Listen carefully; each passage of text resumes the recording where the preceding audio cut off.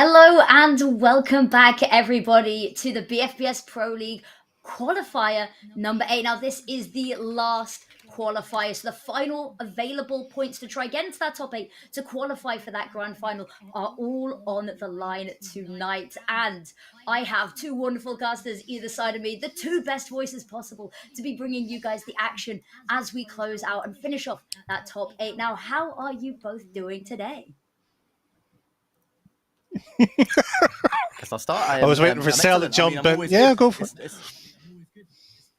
I mean, you can't blame me, Danny. It's week 8, right? It's been 8 weeks of pure theatre, pure drama, and entertaining content. It has all come down to this. So it's good to be back after my 1 week break or 1 week vacation, somebody might call it in Germany. But I'm back and I'm ready to enjoy this one. What about you, Danny? Well, it hasn't been too bad in terms of seeing the 8 qualifiers as a whole here. When sitting here at the very beginning of it here, you thought, where are we going with this? Where's the storylines? Who's going to win? Who's going to lose? And seeing everybody's emotions on it, I think BF has literally put on one of the best competitions RLs has seen in quite a few years here. So to feel like this is the last week of it feels very strange, to be honest with you. It is, but we are not going to leave people empty-handed. We are going to send off the qualifiers with a bang. We have got 5 incredible series lined up today, and of course, rolling on to tomorrow to decide. Now, all of the games today are going to be best of 3s. None of these pesky best of 1s. A little bit more to dig our teeth into. And on that note, our first game of the day is going to be Boost over Ball versus 493 Squadron. Now, one of these teams, fresh faces into the BFBS Pro League this week. And then Boost over Ball, a little bit more to talk about there. They've been playing a little bit. They've had some really good results, and they have a chance already to qualify here. Yeah, they have had a really good tournament. And actually, Affinity, they joined us quite late in the game. I think they didn't play until around... Yeah, missed the first 3 weeks, I think, yeah. That was it. And they were a nice surprise quantity to this tournament, which started off with the likes of England, who dominated day 1 of Qualifier 1, of course, fading away into the distance now. But coming in quite late, they had everything to prove. And they were behind on points to a lot of the top 8. But they dealt with it, and they knuckled down, they fought, and they have beaten some strong opposition to put themselves right in the contention for those land slots. Exactly. And there's only been one team that's really been able to take them down. Now, they've topped every single qualifier they've played in, bar 2. And on both of these qualifiers, the only team they've lost to are RAF Storm Shadows, who currently reside in that number 1 slot. Now, I see some smiley faces here. Danny, can you tell us maybe why there's a little bit of hype around that statement? Oh no, I just love it every time when the RAF Storm Shadows come across. Is we're 7 weeks of Estelle and I on just normally ourselves here, but how many different ways can I say how good is the RAF, or can I wind them up to some extent of what's the problems and seeing Estelle go, they are good, Believe me, they're the number 1 spot, and I've sat there for a number of weeks and sat there and said they're not that good, and you suddenly sit there and saying, well, they are at the top spot. They have proved it sort of time and time again. Here, it's just a question of can they do it in September, really? So yeah. Do you think they could do it, Stelios? We've seen them go up against this Boost over Ball. Do you think they have what it takes to win out another qualifier? What's impressed you maybe from what you've seen and heard about this team?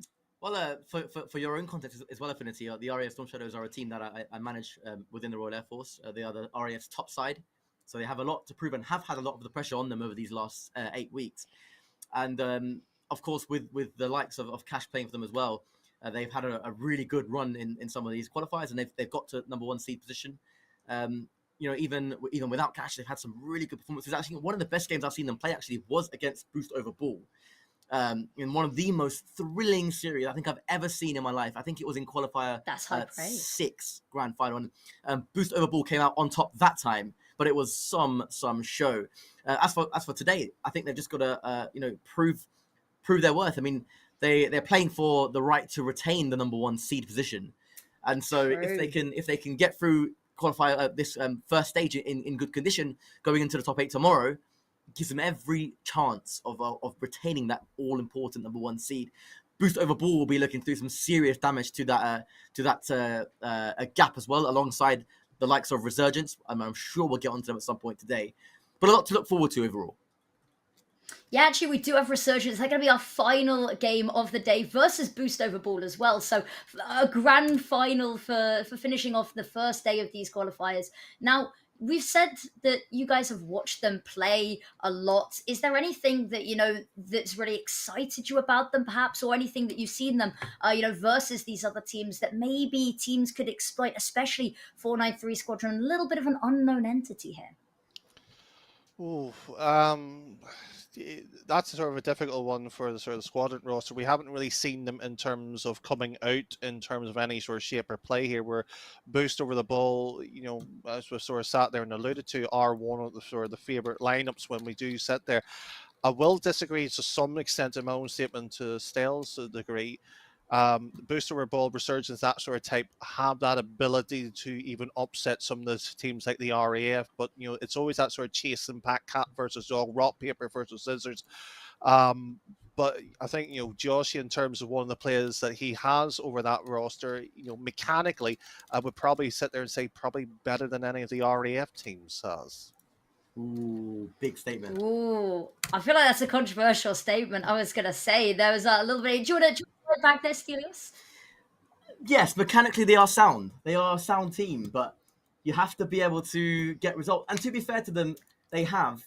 And they have proven it over these next few weeks. So they are a quality side. So it's all about doing it when it matters most. And to be fair to them, so far they've been able to do just that.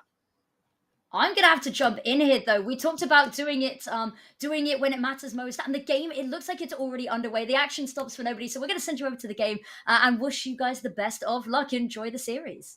Here we go then. It is going to be Boost Over Ball, already 1-0 to the good against 493 Squadron. As we mentioned there, with Affinity in that lovely pre-game build-up, by the way, I've got to give her some praise as well. They're an unknown quantity, and at the moment, they've had a bit of a rough start. A bump on Josh sees him go down, but the more important factor of that particular play is that Josh was able to sneak that one home into the bottom left, and Boost Over Ball have a 2-goal advantage inside a minute and a half.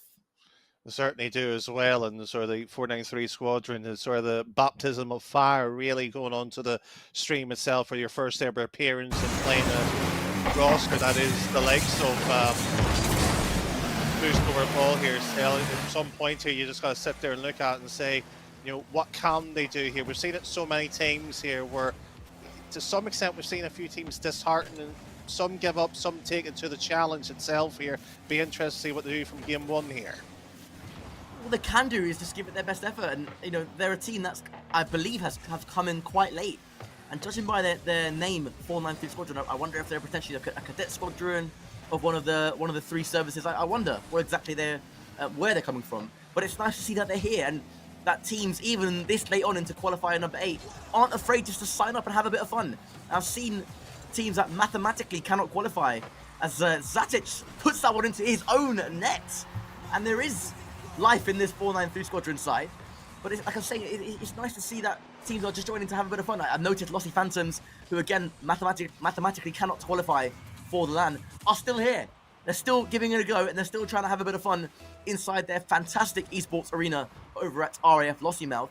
And I can picture them all there gathered around, having a good time. And that ultimately is what not only Rocket League is about, but also what this tournament, this wonderful BFBS Pro League put on by all the guys, the hard-working guys at BFBS Esports.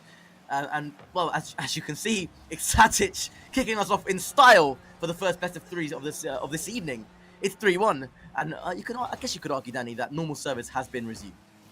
Certainly so, and without being too cheekily here, you could probably argue it was 4-0 really, other than exotic sort of over-excitable sort of sense of trying to play to the advantage here. I think it was last qualifiers actually last week, where I was a wee bit, talking to them beforehand and sort of going, can you not sort of win 1-0 sort of type thing instead of scoring 10 or 20 goals? Because I was talking to one of the admins quite literally and saying I think the biggest goal difference was 20-0 or something like that in one individual game. So that statistic alone just shows you how one-sided it can be, but yet the strange bit as the fourth one runs in, 5 goals is the average between all the games so far, and a majority of them coming in the range of 2-3 sort of type scorelines too.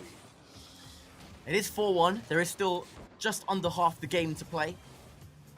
And it is a typical boost over ball performance. So far, their major strength, Danny, in my opinion, throughout the qualifiers is that they are really clinical. And okay, based off of the skill level of both of these two sides, as goal number 6 of 5 almost goes in for BOB. Sure, they might not need that level of clinicality in this opening fixture, but what it allows them to do is just start off the evening in a relaxed manner. Now, I am big into the psychology of Rocket League, as you know, and of an esport athlete. And having a nice, easy game, depending on who you are as a player, can work either for you or against you. Now, I don't know about you, Danny, but having coached the RAF Storm Shadows away in Germany last week, playing against that stunning American Air Force side, who are 64 games and 0 in 2 years, you know, first thing in the morning on stage, was tough. And depending on how my players react, if they take that as a free game, as a free shot at greatness, then great. You know, they can see every game after that as an easy or an easier opponent, which is still a bad attitude to have, to be honest. But you get what I'm trying to say. Or it goes the opposite way, where, well, it's not so easy, and you know, you have an easy game, and you sort of let your foot off the gas, and it allows you to become complacent. Complacency, as I'm sure you'll agree, Danny, in any esport or in any sport, is a major crime. As Josh makes it 6 goals to the good, as we just creep past the 1 minute mark. I think you're sort of singing the choir to myself there on that one, where I'm ruthless enough to say win it 1-0 and bleed the game out for the remaining 4 minutes, ideally, instead of, you know, winning 20-0 and being almost to the point where you're just torturing the opposition where they can't get onto the ball here. But to even expand further onto a point in terms of sort of the psychology, it's also sort of the physicality of the game where you have to look at it in terms of preparation. Never mind, as a 7-1 runs in, where you have to look at it in terms of, you know, are you playing enough? Are you not playing enough? How do you train? How do you warm up? How do you get yourself sort of psyched up for the game? Never mind the matches themselves. Well, it depends on your mindset, right? It all depends on your mindset. I mean, if we look at these two sides, we'll start with 493. I mean, you can see it. I don't know how to say that. Venom is kind of already just AFK. It is only game 1. It is goal number 8. They are Surely really having a field day out there. I mean, it's safe to say this series is going to be put to bed pretty early on. But you know, it depends how you look at it. You know, if you start the night off like this and you let it get to you, if you are 493, you're not going to have a good time. They just got to keep throwing themselves at BOB. But from BOB's perspective, this is nothing more than getting going through the motions and getting the blood going. As you can see, I think there's about 3 or 4 players on the pitch now that are touching being AFK, as Zatix makes it 9. I mean, they're going to touch double figures at this rate, Danny. Certainly are there. I think it was Cosmos there. It says like in a suntan there. Well, I hope he's got the weather that he was expecting there, but factor fitness is the most important in those sort of situations. But, you know, when we saw the schedule and sort of this sort of type of matchup, you know, it's no disrespect to, you know, the 439 sort of squadron. They are playing against a top side, if not one of sort of the tournament favourites in September. If you're not in terms of in that range already, you're going to have a difficult opening day here. But we sat there and said in qualifier 1-4, what sort of side of the coin do you want to be on? Have the most difficult one at the start or at the end? I always have said at the start here, because you don't have to worry about it. That is true, and I share that with you, Danny. I share that with you. I think eliminating the hardest game, you know, first one of the night, I think it's not a bad thing. Hopefully it lets them settle as Harry 4-4-60 gives them something to cheer about here in game 1. They did get a bit of an own goal. I think it was Zatic, responsible party for that one. But this time it was a clean goal. It was a clean goal. Yes, it was, Danny. It was a clean goal for Harry. And it's 10-2 with 5 seconds to go. I mean, it's something for them to take into the start of the second game, especially if they don't concede. I'm a big believer in momentum, but even me, Danny, I'm going to struggle believing in this particular series that it is anything other than a pure decimation on the unfortunate, unsuspecting 493 squadron. It's hard for us, let's be fair here, when we, shall we say, you know, worked in the RLCS, you know, yourself in terms of top 6, and mine near enough a decade at this point, and sort of sit there and say, you know, how do you gloss over this one? Unfortunately, I go to the complete opposite of it. You go ruthlessly to the point here, to the heart of core, and just have to openly admit you're not good enough. Not as an insult to sit there and understand what you go wrong, how do you improve here, and for the squadron themselves here to look at this and sort of going, where do we go? Well, sort of sky's infinity at this point. They've just got to look at what they can look at. I mean, there is a clear rank differential here, and that is the facts. That they've been beaten heavily by Boost Overball in this first game, but they had something to cheer about. Now, how are they going to respond? To be honest, I don't think they can. With all due respect, I think that they can try to frustrate Boost Overball as much as possible, but again, the quality on display here, the gap is too great. And as you say, Danny, I mean, looking ahead towards that LAN, you know, it's something that has got to be said. These are one of the favorites, if not the favorites, in my opinion, even over Resurgence and the RAF Storm Shadows to win. And you know that takes some that takes a lot of pain for me to say. As good as the RAF Storm Shadows are, if Boost Overball are on their game, it's pretty hard to stop them.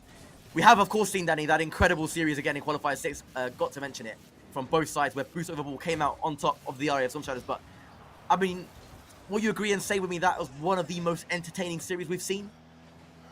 No. What's your pick?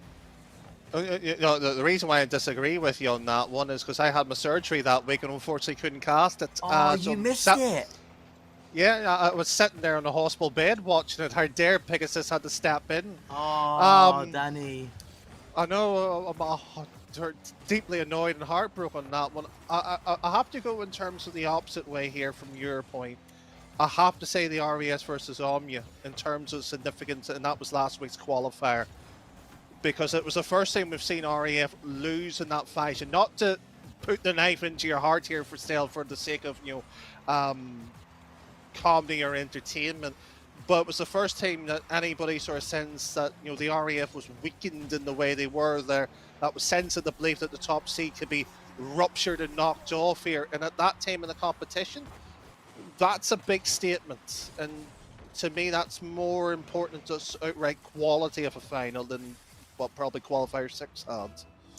I mean, yeah, I have to agree with you. I think it was a statement from the winners last week, and shows you that, you know, some of the best players in the world can be beatable. And even with Cash playing, the RAF Storm Shadows fell. I mean, there were factors at play, but you can only play what's in front of you, and that's exactly what I think it was BFBS did.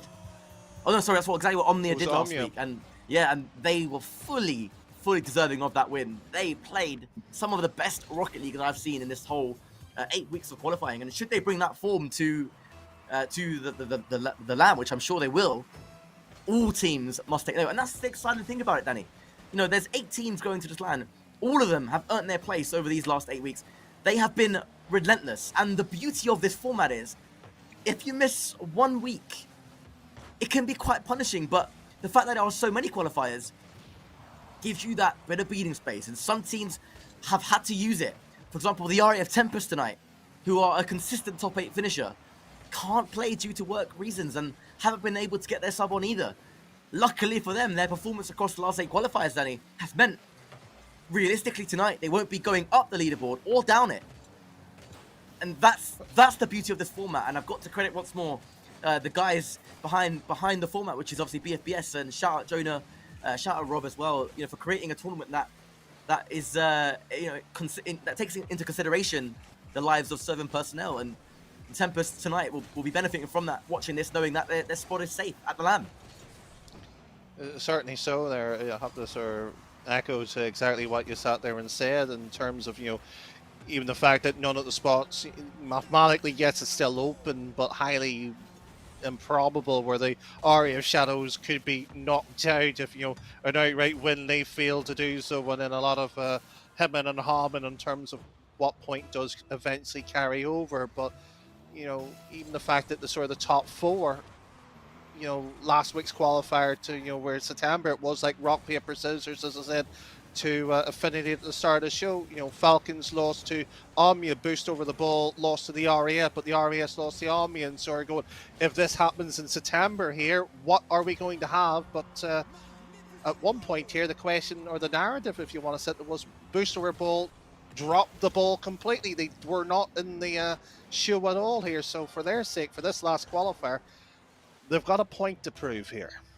They do, and as you can see, even with the rack differential, they are taking no chances. They're enjoying their Rocket League. You can tell they're enjoying it, but they are also making sure they get those goals and putting themselves firmly out of sight here in the second game of this series. It has been decimation. It has been goal after goal so far in our first best of 3 of the evening, and we do have plenty more for you to come, so make sure you stay tuned after this game for more BFBS Pro League Qualifier 8 action. And again, I said it in the intro, and I'll say it again now. How have 8 weeks just flown by this fast? I mean, I remember week 1. I remember week 1 very, very well, and it just has been excellent. It has been pure theatre at times, and I will live a lot of these games, a lot of these series that we've had in the last 8 weeks will live long in my memory. Surely you've got fed up with spending 8 weeks with me, though, still. No, surely you're looking forward for the 4 weeks break here to the next not at all, potential Danny. broadcast. The pleasure of casting with you has been all mine, and I genuinely do mean that.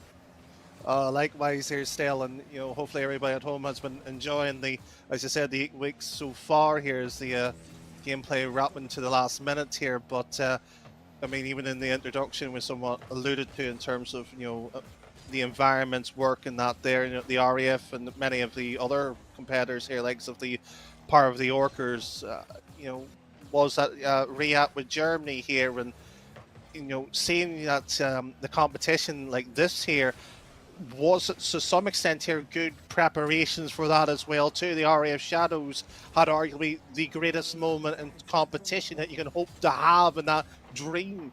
So maybe we might get to have our moment when that LAN eventually does appear. And I will say to everybody watching that when the LAN does come round, you get tuned in. And I mean, if possible, get down to the venue as well. I mean, I don't know how possible that's going to be for spectators. We will find out more details on that as time goes on, because you won't want to miss what happens. Everything you have seen in the past 8 qualifiers culminates in one day at a LAN. That means one thing and one thing only. Having just come back from a LAN myself in Germany for the Allied Forces Esports Invitational, I can tell you, things happen on LAN that just simply don't happen in online play. Teams turn up.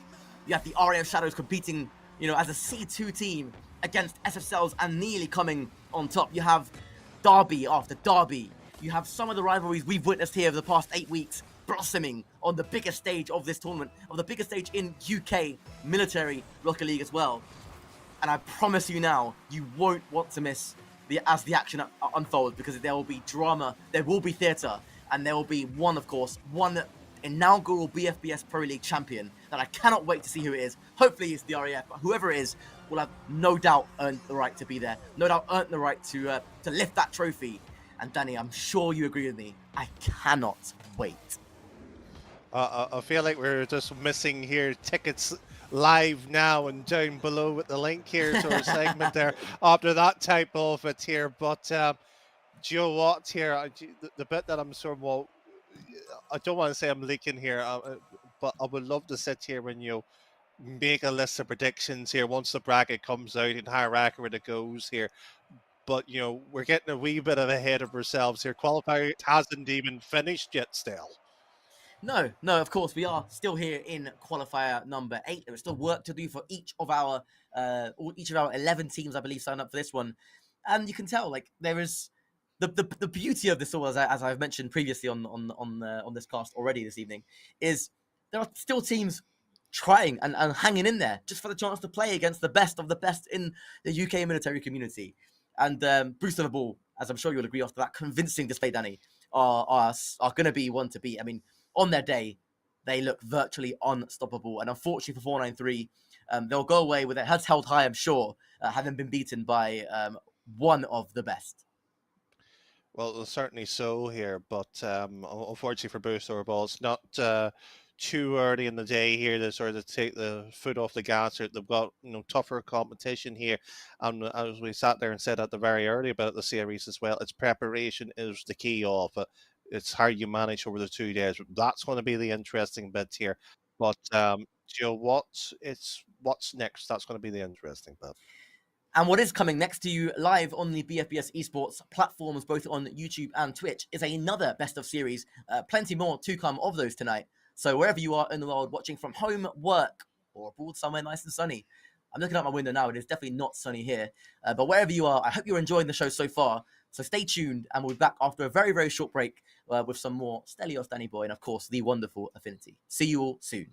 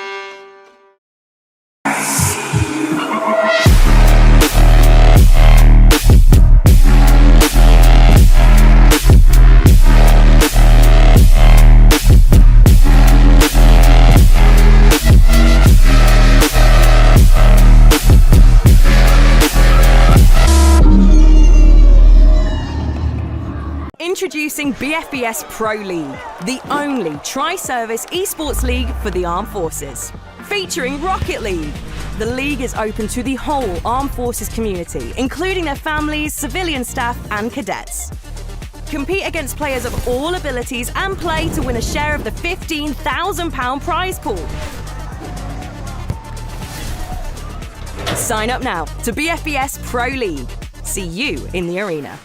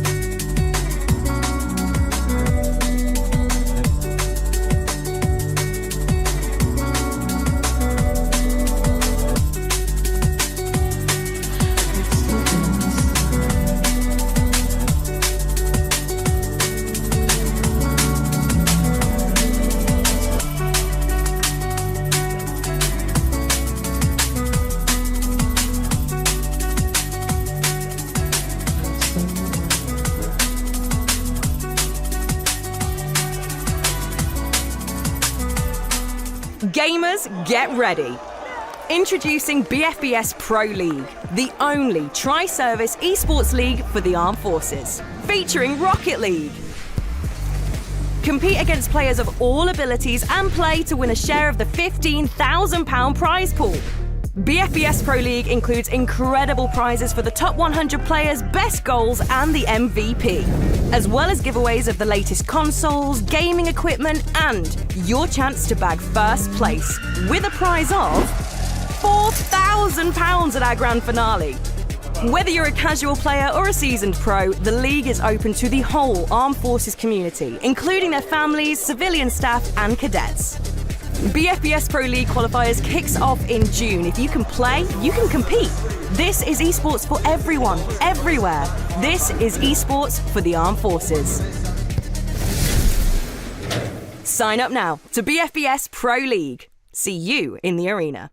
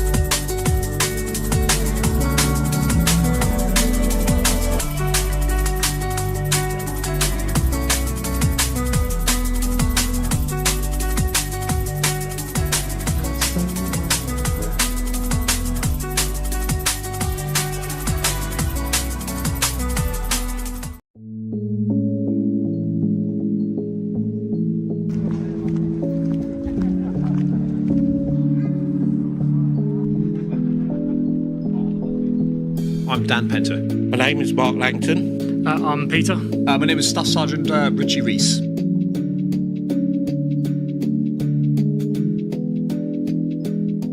My gamer tag is Chief Lid. Gamer tag is Pete P Gaming. My gamer tag I play under is SG_Reaper. My gamer tag is Max Chat.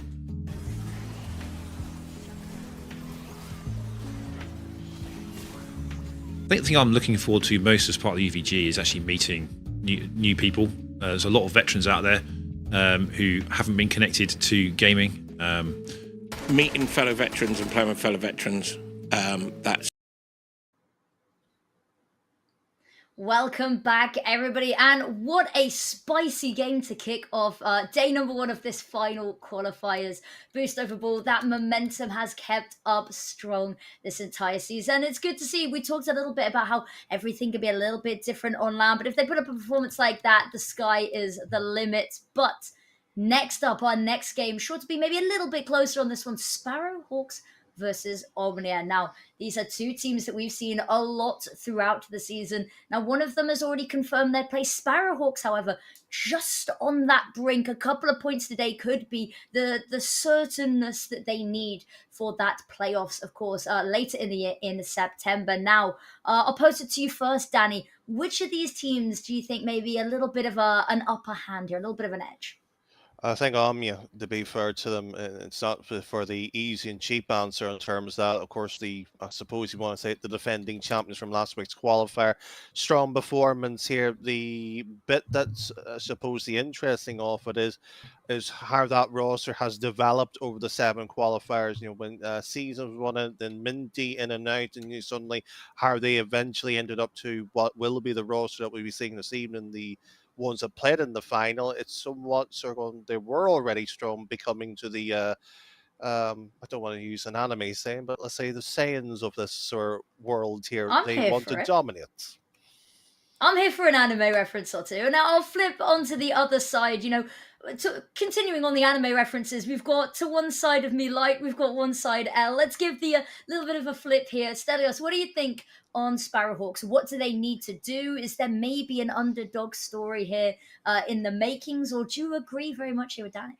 Danny's gonna hate me for this analogy. I always use it, but let's go back to 2004. Greece, a team that nobody knew in the footballing world as any kind of a force of nature, went into the qualifiers of the Euros completely written off, 0 chance. They qualified for the Euros. They then had the toughest group ever, and they beat big team after big team after big team. So yes, they went all the way through to the Euro 2004 finals and took the trophy home as well. Now, why is that relevant? Well, yes, Sparrowhawks have a massive task ahead of them here against Omnia.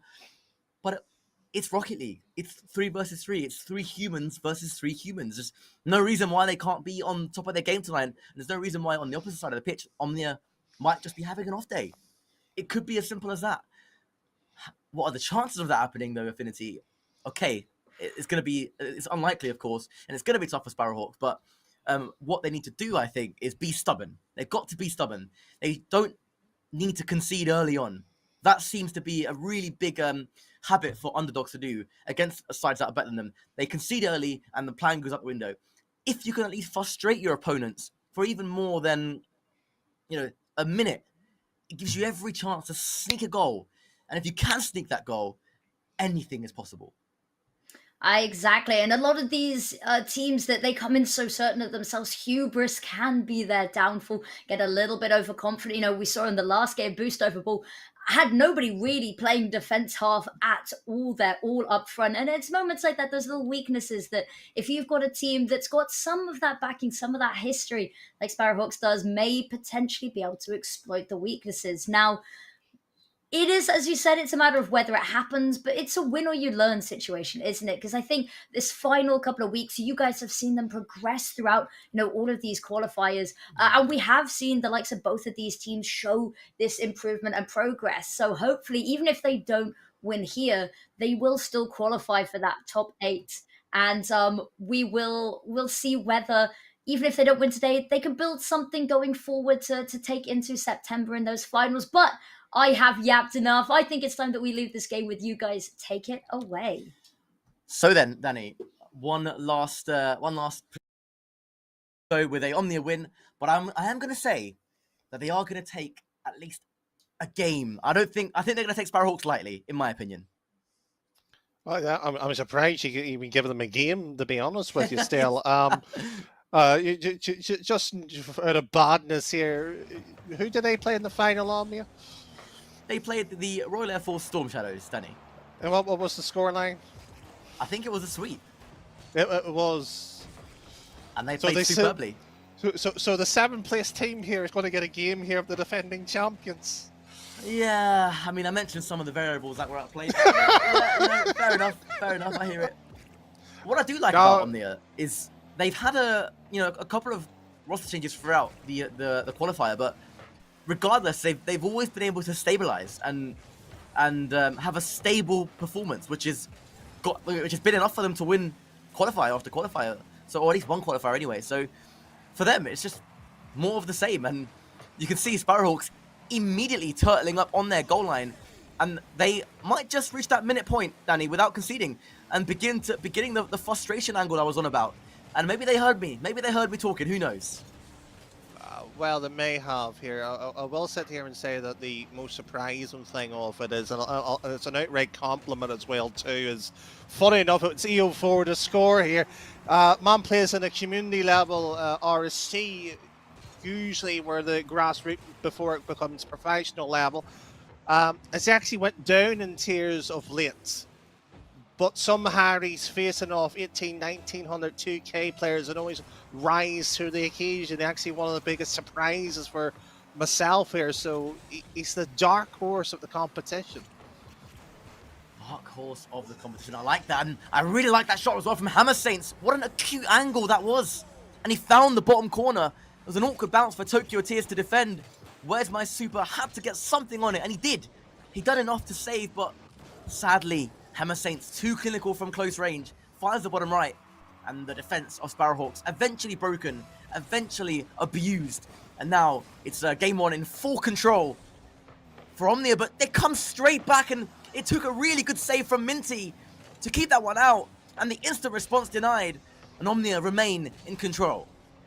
Well, when you have a shot at sort of the box like that there, you would have expected the striking team to have much more of a presence on it. But frankly, Omnia they haven't left from last week here. They've somewhat, shall we say, came with a statement to the rest of the competition. Where are you? Where are you, competition? That is a good question. I'm sure that will be answered tomorrow live on the BFBS Esports platforms as we go into that. What has proven to be a brutal top 8 double elimination format. I love the change, by the way. And again, massive shout out once more to BFBS for their adaptability and being willing to listen, with regards to the format. And they've made something special. And how good was that double elim last week as Omnia took home the Qualifier 7 trophy?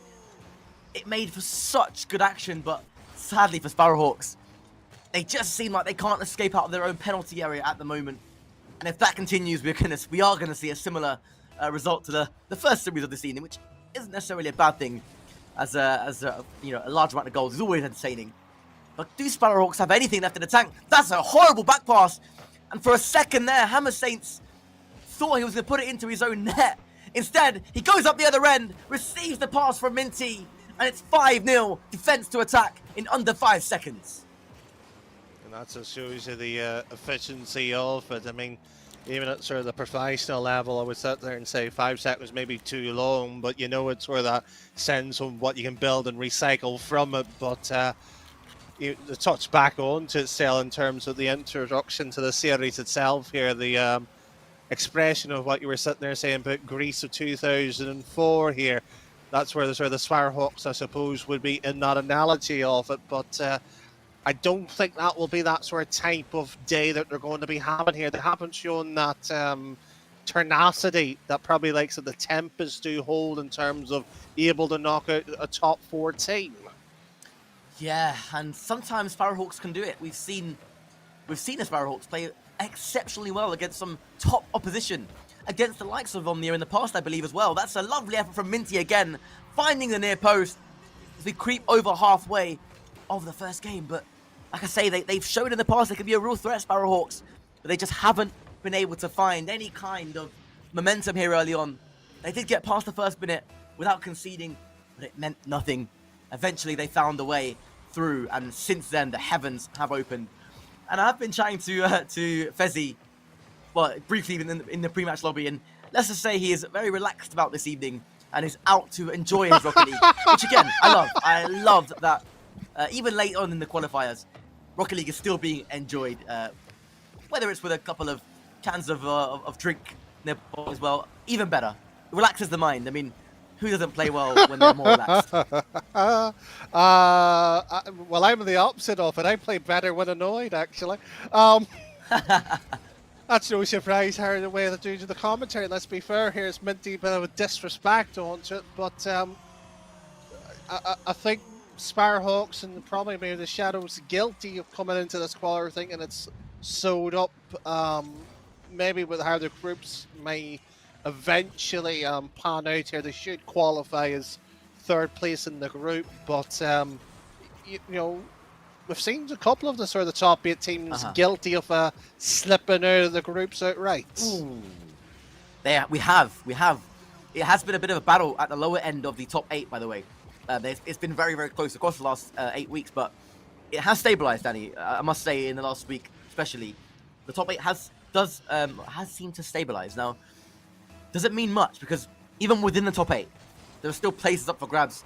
Teams can go up or down. That's especially relevant towards the bottom of the top 8. As Where's My Super goes close, and what a save by Hammer Saints off the bar and away. Really cleverly done. But also at the top of the top 8 as well is where movement can still happen, which is what some of these teams like your Omnias are out to try and change and try to influence, which is why they are taking such a ruthless approach. And it's 9 goals to the good. Hammer Saints responsible for many of those, I believe 4 to his name. A hat-trick from Minty, and EO4 bagging a brace for himself. And we're still not even done with game 1. It's been brutal. It really has been brutal for the Sparrowhawks, but they've just got to hold their heads up high and go again in game 2. I really would love this sort of like a psychology of, you know, top end players. How many goals is too many? There is no limit. You have to get. Oh, there has to be a limit. No. The worst thing you can do. I'm surprised you're not agreeing with me. This is typical Danny-esque behavior. What I'm doing right now. You beat who's in front of you, whether it's 18-0, whether it's 1-0.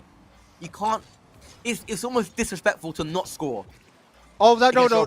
Oh, see, that's where me and you get a wee bit. I like a bit of the dark arts. I like when it's occasionally 1-0 and sort of teasing them for 4.5 minutes and sort of going, you know, we'll decide when to score. We won't let you even near the ball until we tell you when you can have it. And you see the problem, Danny, with that is you'll get that one occasion in 100, maybe 1,000, where I'm prepared to take that risk. I'm prepared to. I know you are, and that's where we differ. That is where we differ, and fair enough. But in my opinion, as EO4 makes it 11, you just can't afford to be complacent, no matter who it is. I like what Omni are doing here. As painful as it is for Sparrowhawks, and I know some of these guys as well, they're lovely people, good players as well. Clearly they're out to enjoy themselves, but you know, as painful as it is for me and them, I like it. It's professional from Omnia. They are beating who is in front of them, and that's not a bad thing. I'm glad they haven't let up as well. And, you know, it puts them in good stead to be ruthless against whoever they're playing, whether it's Storm Shadows, whether it's Omnia, whether it's the RF Hurricanes, it doesn't matter. They've behaved exactly as any top team, in my opinion, should be behaving. Well, again, I don't disagree with you on that one, but... you just like a bit of risk, do you?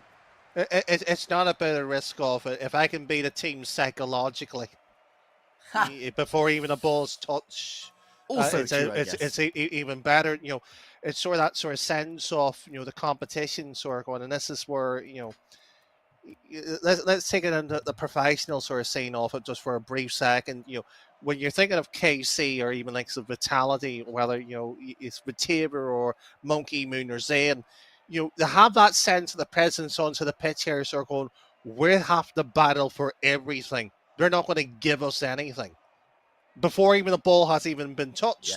So, you know, they have the luxury that, you know, if they wanted to, take a minute or two to get into the game and not really stress too worry. It's the opposition's got to prove a point.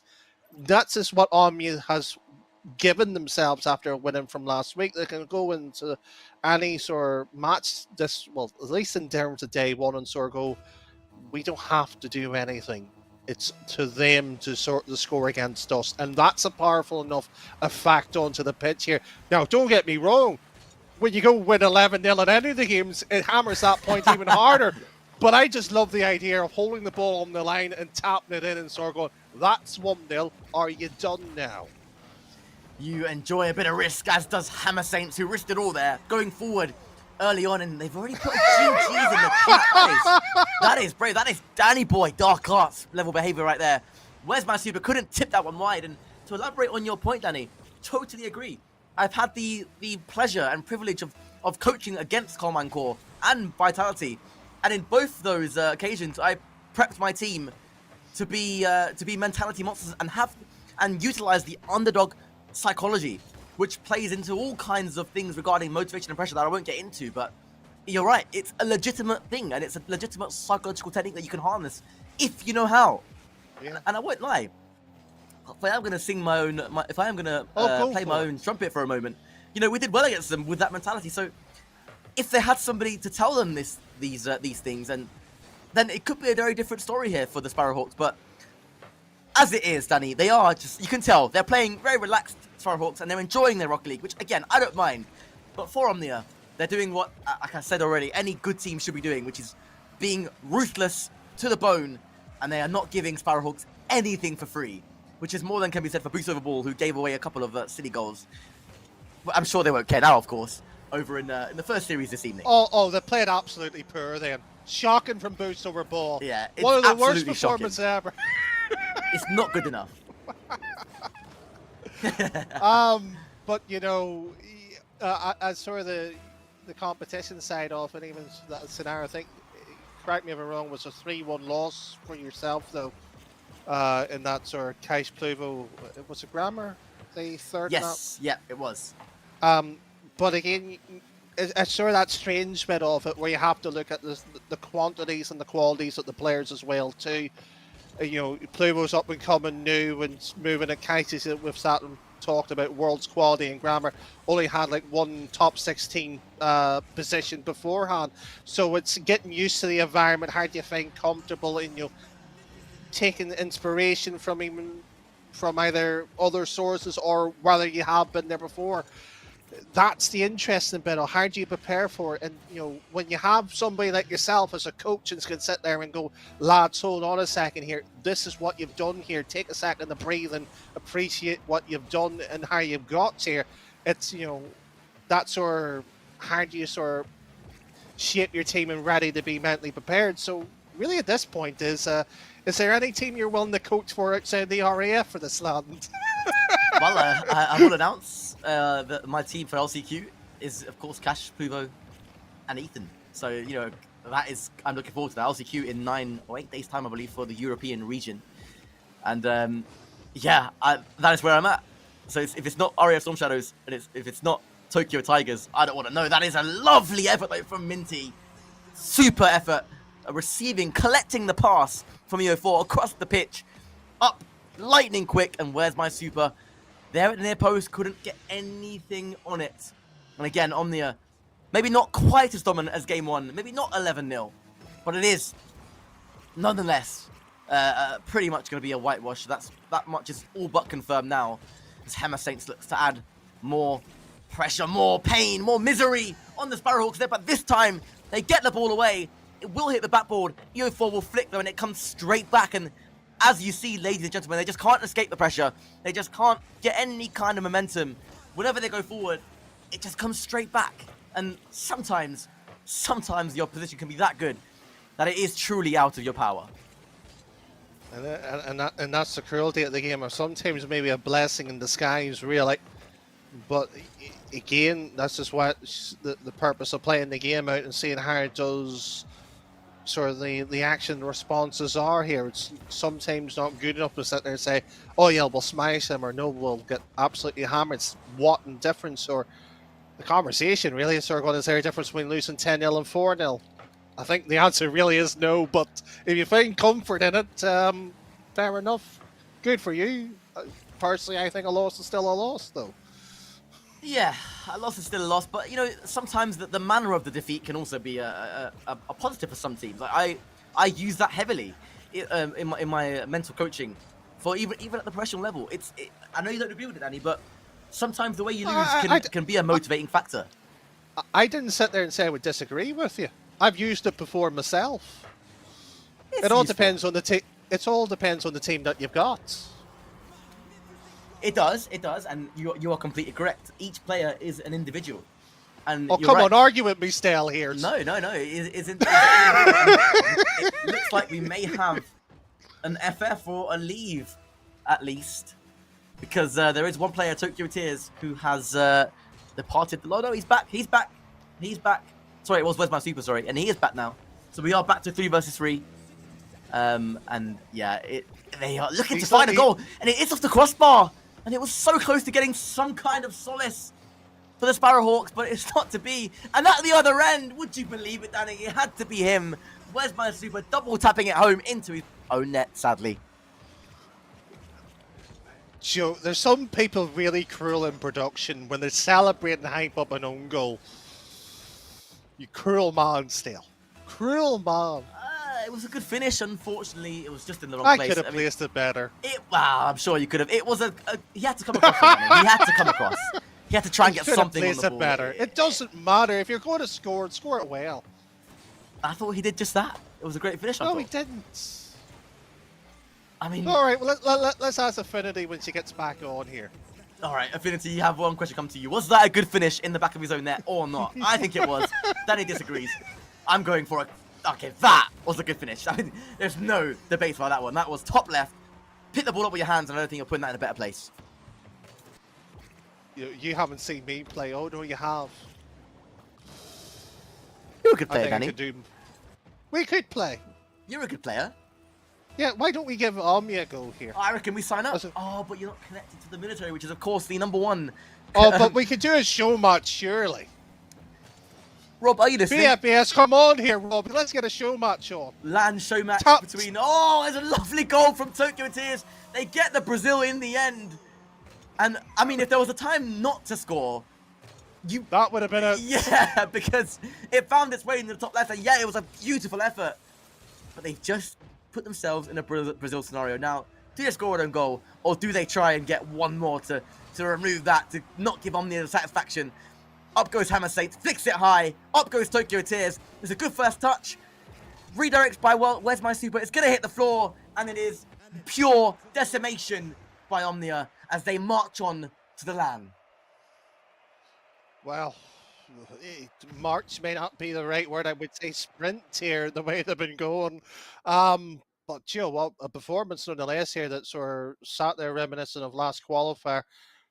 But the unusual bit from the Sparrowhawks cell, we've seen them in so many close battles. They normally take at least one top 8 team down.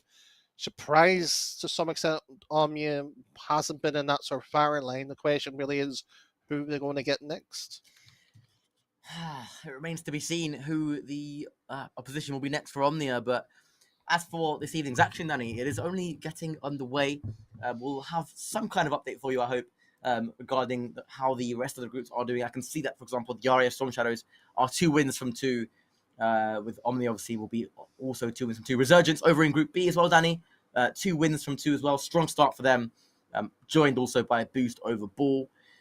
And that's a rough start for Lossy Phantoms and the 493 Squadron. But we will dip into a very, very short break before we go straight into our next series. So again, we'll see you all in just a moment.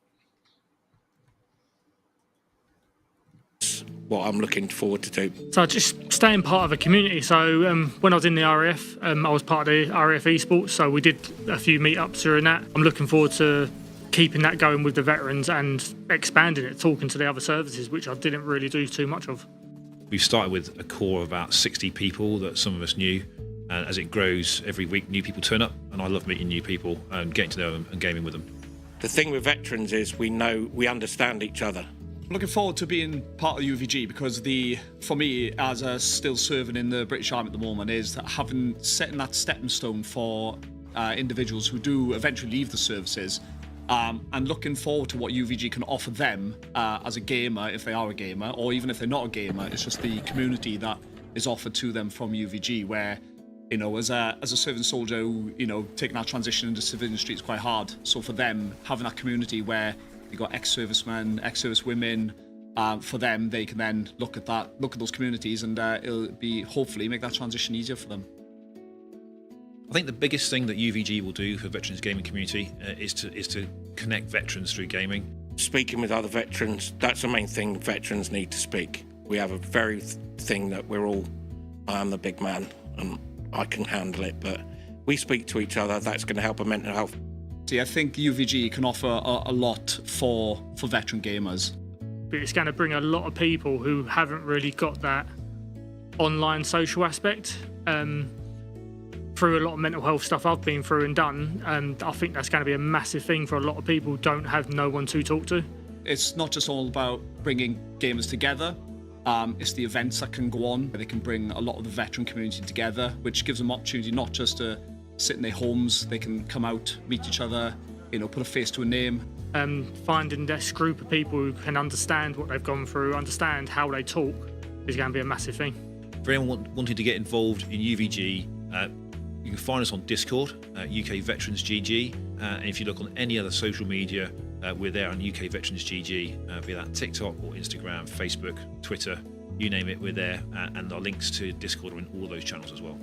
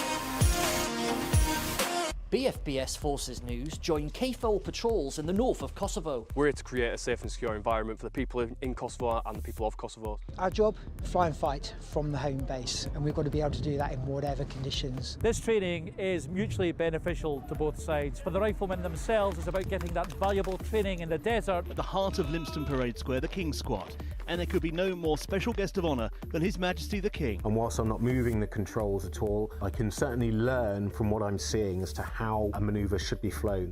This year, 337 recruits have completed training. That's a first-time pass rate of 99.7%, which is incredibly high. So we have a philosophy on this ship called the Way of the Warrior Sailor. It argues that in order to create morale, you must love and value everybody. This beam here came from HMS Indefatigable. The beams from the Armada were eventually integrated into the pub.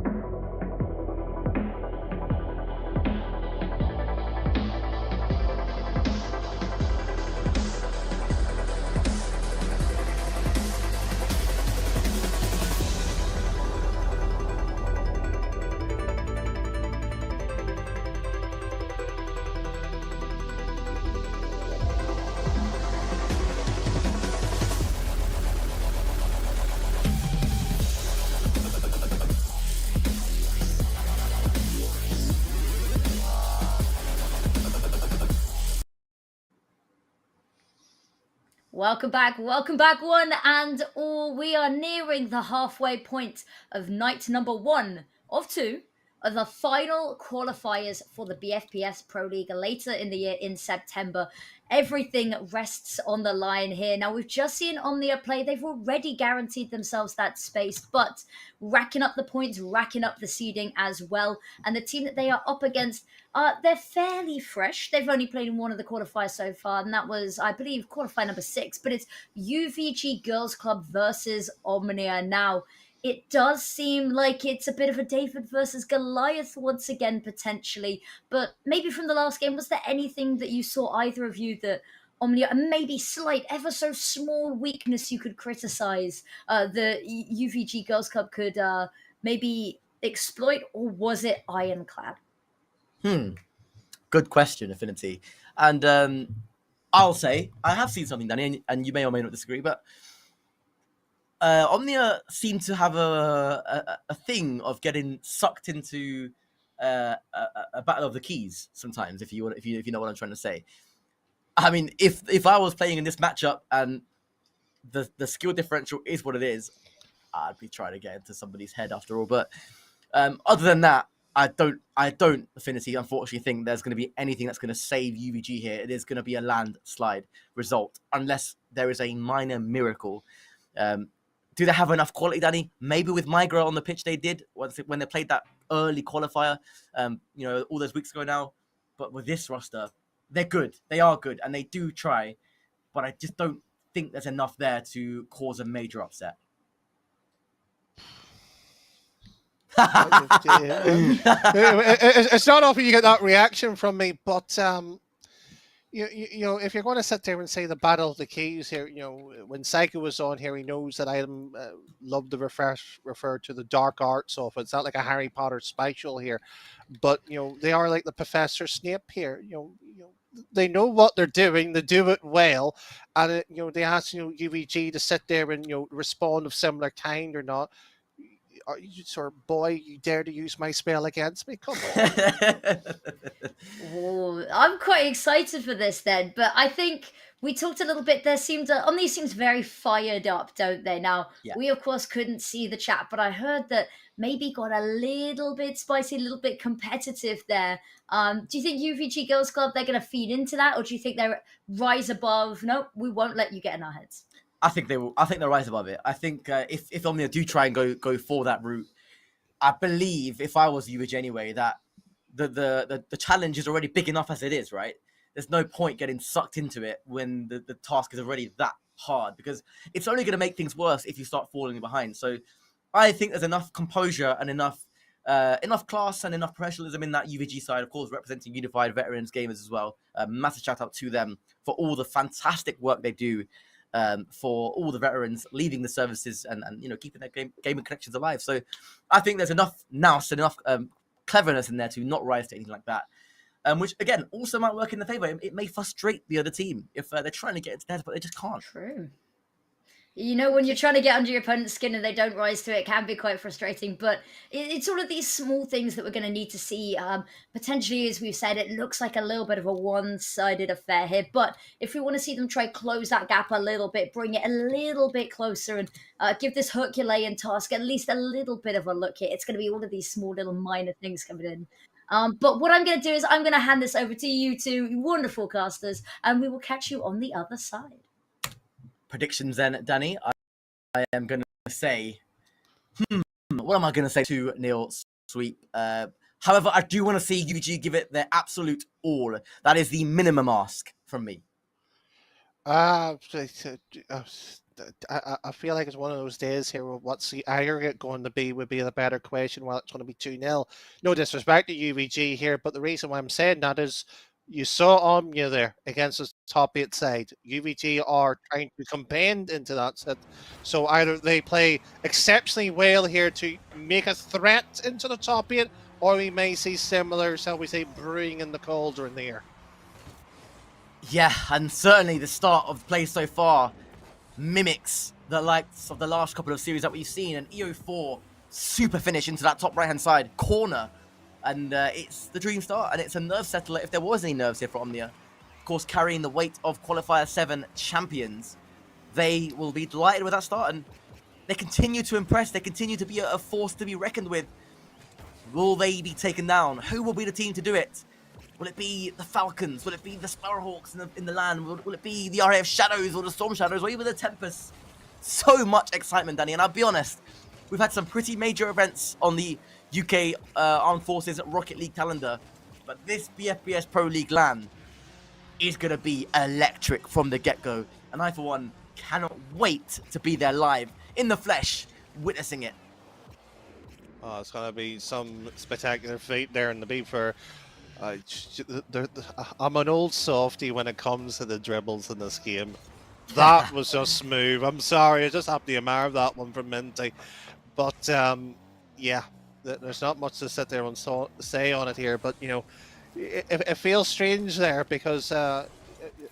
What's happened there? What's happened there? I'm not quite sure what I've just seen, but Jaymore has put UVG back into within one. I mean, it's something, it's anything. And you'll take them, Danny, right? You'll take them when they come. And if it goes back to what I said to you. They were being ruthless before, and this stuff didn't happen. But if they want to get complacent, who knows? UVG might be able to find some kind of a sting in the tail here. Well, it's sort of that question on when do you find your opposition here, and that one will restore the lead with a sense of a buffer being put into it. And I've also noticed as well, and probably yourself as well still, Hammer has decided to change car as well. What car is... Oh, what is that car from EO4, by the way? I refuse to acknowledge it. It's a horrible car. What's it even called? And is it a Dominus hitbox? Because that a mistake would be an honest answer to that question. Ooh, I mean, to be honest, I don't often disagree with you. Sorry, I agree with you like on stuff like that, but I definitely agree with you. You know, that is, yeah, it's a questionable choice, but UVG camped on their own goal mouth. They managed to survive that particular scare for the 4th goal, but the ball falls back to EO4. Minty takes a nice first touch and beats Codename Jess. Hammer Saint, he 50s were there with Prima, Peng, and 50s away to his right-hand side. Minty goes up. It's a delightful first touch. Nice second into the flip reset. No, the flip reset didn't land, and it frees up EO4, though, to try and follow this up. It will be a shooting opportunity. Jess with a whiff. Jaymore, enough of a bump. And it frees up UVG to at least move out of their own penalty area. That's a nice touch from Minty. And off the crossbar from Hammer Saints. An unlucky attempt at a finish. And UVG clinging on to that 2-goal deficit, at least for now. Honestly, I was a wee bit confused there as the 4th one goes into sort of the play really before that, when Jess actually 3rd man in aerial backwards and trying to essentially knock the ball off here. When you're playing that, you know, let's just say one of the behemoths, as Effendi said, David versus Goliath sort of analogy, you can't afford to sit there and play that way. You have to sit there and stick to the foundations on point. You can't, you know, hit and hope, because that's how it feels like there. Yeah, it's stuff that you just can't afford to do, but unfortunately, they were made to pay the price for it. And up goes Hammer Saints again, gets the double tap, and Jaymore was underneath it. Jaymore was positioned correctly, but sadly for Jaymore, the ball bounced firmly down and over the car of the flailing defender. It was close. There was no cigar that time for Jaymore and UVG as they reset for kickoff number 6 in this game. It is a convincing display again from Omnia as they continue their domination of the group stage. You know, it really sort of feels like sort of that classroom setting of, you know, the prefects student here, Omnia. They're just always turning their work in, do the best that they can, and to the point here where, you know, at what point here do they not accept anything but an A grade here? That's the way they're playing, which it's odd that I don't sit there, but, you know, settle down. There's still, you know, another day to go here. You don't need to bring all your A grade material here. You know, save a weapon or two for the knockout stage and surprise a team or two.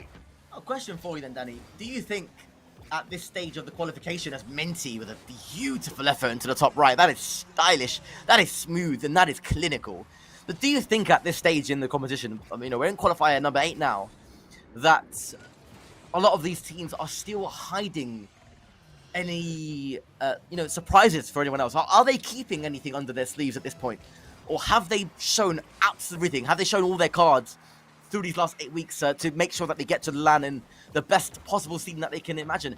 Now, I am gonna say that they haven't shown everything, because, as you very well know, Danny, LAN changes everything. And there will be stuff that we haven't seen before at LAN. There will be that extra adrenaline flowing through these players' veins, which will cause them to do things that they wouldn't normally do. But over to you for the answer. I'm curious, as a man of thousands of hours of casting experience and playing experience on the game, what's your opinion on that one?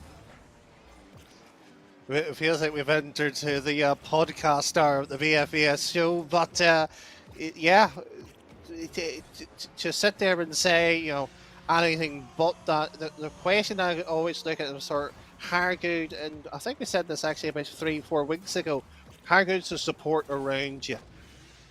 Because if you have a coach, if you have somebody sitting looking at the replays, or you're sitting there, properly, pushing through and trying to elevate your game here, there's always going to be something. So that little bit, that 1% there we can change here, and never mind that sort of LAN buff that most teams do have. You're always going to have that sort of secret weapon. And what the last sort of team of coach here, it wasn't just one. We had like 10, 15 sort of ideas that we wanted to run through, and at least each team, basically like a cheat sheet, what they like, how they struggle under pressure, to the point here we literally knew what they had for breakfast. That's how detailed some teams do go. So to the point here where the RAF or Omnia here, if they don't bring something new to the table, I'll actually be more surprised. I mean, I quite like that you go to that depth, because you are right. I mean, it goes down to the diet when you're talking about those extra milliseconds of reaction time, which of course in esports is so important. Whether it's Counter-Strike, whether it's Valorant, whether it's Rocket League, you win the games at the highest level, in those 0.0203 milliseconds of reaction time, and sometimes it can come down to what you've eaten in the morning. That gives you that tiny edge over the opponent, and that might not be prevalent in such a game like this, but come the LAN, that is, that kind of stuff, diet falls under the umbrella of preparation. And as the saying goes, if you do not prepare, you prepare to fail. And so I quite like that you go to that degree. That is also something that I do employ in my coaching as well. So, of course, in this series, may not be required for Omnia, but they just need to keep doing what they're doing. As I think I have just seen a Mustang, and it's a great choice of car, I must say. I know why here, but I'll go one step further in terms of the preparation. One of the biggest element is sleep. I sat here and said this as an excuse here to sum a bit of it, and I think there may be a potential remake here, but I don't know necessarily about that, but I guess we are going to be remaking. I'm not quite sure what happened, whether it was a technical difficulty, but I think one player didn't join quite, and the tamer just naturally ran a little bit ahead here, but that just happened. So, Joe, unfortunately for everybody, they're going to see our ugly mugs, even though Affinity said that we look wonderful. All right, one good-looking fella and the Irish one. But, that point in terms of preparation, sleep is one of the major points of it, never mind in terms of the diet as well too. It's all those little components that, you sit there and look at it. Have you got your 8-hour sleep? So that may be very basic or simple, but even think about your normal day-to-day job, or while you're still a student, if you have an exam in the morning, the last thing you want to do is, cram revision to it. Same way like a player. You wouldn't be sitting there doing drills the night before a big match. No, you wouldn't, because by the time you get to game day, you need to be executing the stuff that you practice rather than still practicing in game day. Like I say again in a lot of my coach sessions is, you don't practice in game. Practicing in game is the worst thing you can be doing. You practice in your scrims. You practice the night before, whatever practice you're doing, whether it's in ranked 3s, ranked 2s, ranked 1s, or a ranked scrim. Like that's where you need to be making your mistakes, because that's where you learn. Doing that in a competitive environment, it's just going to cost you, and that is a tip I'll give to any aspiring players out there. Playing ranked 3s or scrimming and not working on stuff is one of the biggest crimes I think you can make as a player. Make sure you're working on stuff in those kinds of environments, because you're not going to be working on things, or you don't want to be working on things once you're in competition. And again, I know for a fact that a lot of these teams are scrimming behind the scenes, especially those in the top 8, and they're doing exactly that. They are deliberately practicing. It is called deliberate practice, and you are practicing to fail. And if you do that, that is how you improve. So whether you're a top 8 team, whether you're not a top 8 team, I think that's a clear pathway to improve on things as you go forward, of course, into the qualifiers. Yeah, to me, what I've always found surprising is, how many things do people sort of sit there and overthink or underdo or that there, and hence that's why you bring in coaches or psychologists and everything else to get yourselves into a better shape here. It's just not one thing, which is, I find it hilarious here in terms of the entire qualifiers. We've had 4 essentially coaches. Sorry, I may have miscounted 3 coaches in terms of who's worked in the sort of the top end before yourself, me, and Psycho. And sorry, can we disqualify our defending champions? I'm flashbacks now. Sorry, no, get that car off its screens. Oh no, they've brought out the kind of troll cars. I kind of like it. I kind of don't. It's not. It's not even that I have the issue with. It's Boyle Royal ruined that for me. Oh, I don't know about this. Two years doing Team Liquid together, and that ugly, and he had a Scottish flag and everything, and thought he was the world's best player. But he couldn't even hit a basic shots. I will say, I mean, without being disrespectful to certain teams that went into services in December, some of the strongest thing you can do is play with troll cars sometimes. Either it frees you of pressure, or it works in your opposition's detriment as they just get taken back. They get confused by what are these guys doing? And it worked against the RAF Storm Shadows at the inter-service LAN in December just gone. Who knows? It might go against them here, but at least for now, EO4. Well, I'm sure he'll be laughing at this as well, and enjoying his gameplay at least for the remainder of the evening in that awful-looking Scarab. And yes, I said it, awful-looking Scarab. Awful's too gentle a word. Diabolical.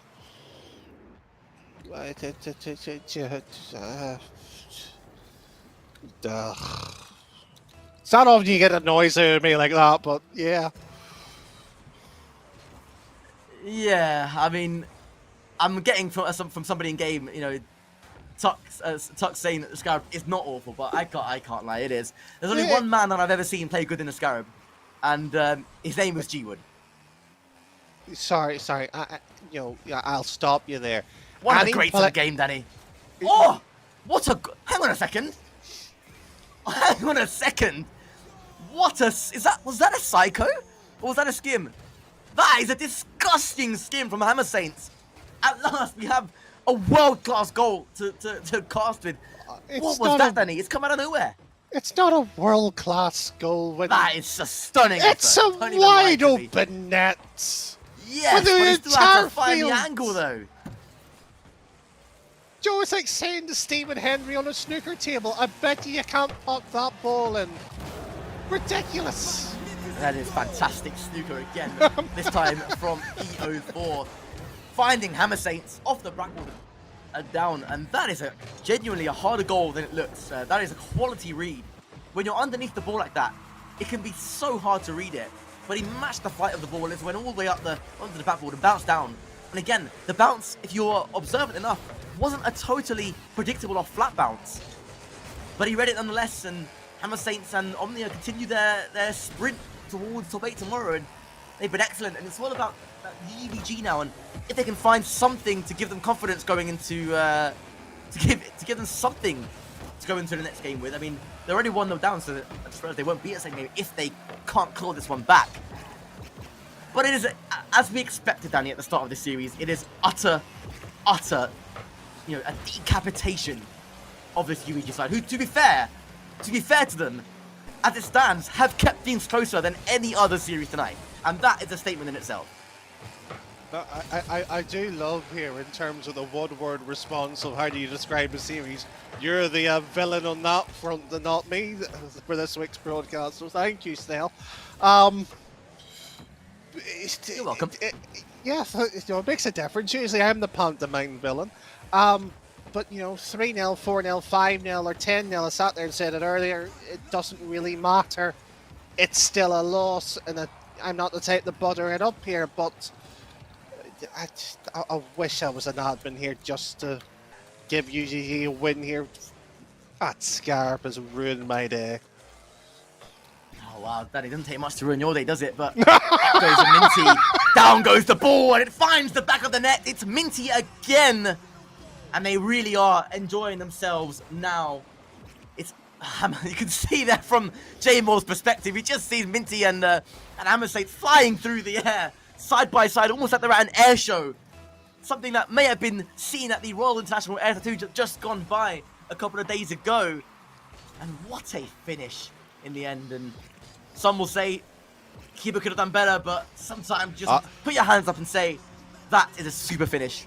And it's 5-0 already. They don't take long to multiply on these goals. Prima Pen could do nothing but watch that sail past him at the near post. And indeed, it's as we expected. Decimation for the unfortunate UVG. They've given it a good crack. Well, certainly so here, but it'd be interesting to see how the rest of the groups line down, or lines sort of across in terms of the results here. But it's one of those days here still when when I was sort of waking up this morning, I looked at the teams signed up and available, thought, we should have a few surprises here. I didn't think we'd be having surprises in this way in terms of what car is going to come out here, but I think well, you got most excited because of the Mustang came out, but I really want a Dacia. I want one of them, a basic sort of stepway or something. No flashy car, give me something standard. Like what? I mean, what is your most standard Rocket League car? A traditional, professional, a purist, if you might add, will like. I mean, I'm going for a classic Stocktane. Oh well, it depends if we're that, or it depends if I go really old school. It's used to be a Matron back of the Sarp days used to be it, but if it's not that Octane with 2 go faster stripes, doesn't make you go faster, but you might as well dream. You may as well dream, and that is what UVG will have to do if they want to come back now. It is all said and done. It is Minty to loot the ball up, and they will play Rule 2, which is to keep the ball as high as you can off the... Rule 1. Rule 1. No. No. We have a guest in here, and a fabulous host in the form of Affinity, and I have been in this esports for 15 plus years. Keeping the ball up is Rule 1. Do not taint anybody new. Let's have a vote in the chat. We don't need a vote. We know I'm right. I'm always right. Nah. Okay, someone needs to get us back on the cameras here, because I've got a statement here for Danny. Rule 1, everybody knows. Everybody in Rocket League knows. It is when you are nose to nose with your like this. No. Like this. Answer this question. When did you start picking up the game? 2016, when it came out. Right. You're talking to a Sarp vet. You're talking to the OG before even you had 2016 and all that. Rule 1 is keeping the ball up. If you're going to argue with me, you're in for a long evening. You're wrong. I'm right. At least educate me.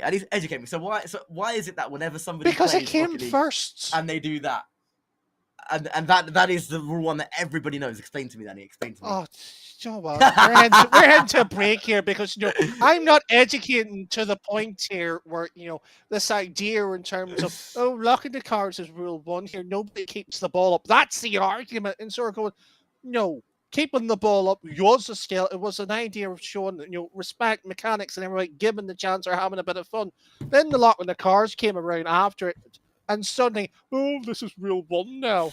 Well, tough. I'm right, you're wrong, and if you want to at me on Twitter, at least drop a follow as well too. Although let's head to a break.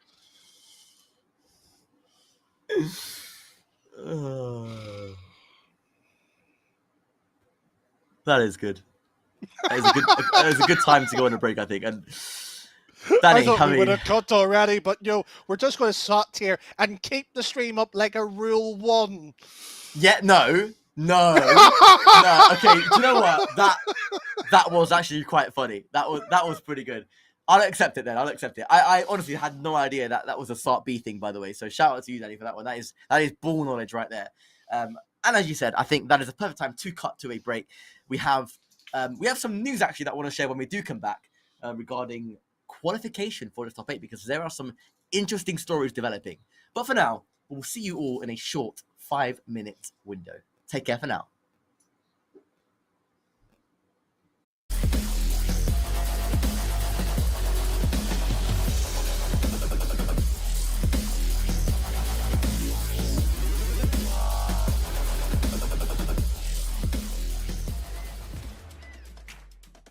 At BFBS Creative, we are creative storytellers. We are specialists in unraveling the untold, even from the most difficult locations. We help you reach the audiences you need to reach. From documentary interviews to addressing communication hurdles and crafting your content strategy, we can do it all. We thrive in the toughest environments, ensuring your stories are told brilliantly.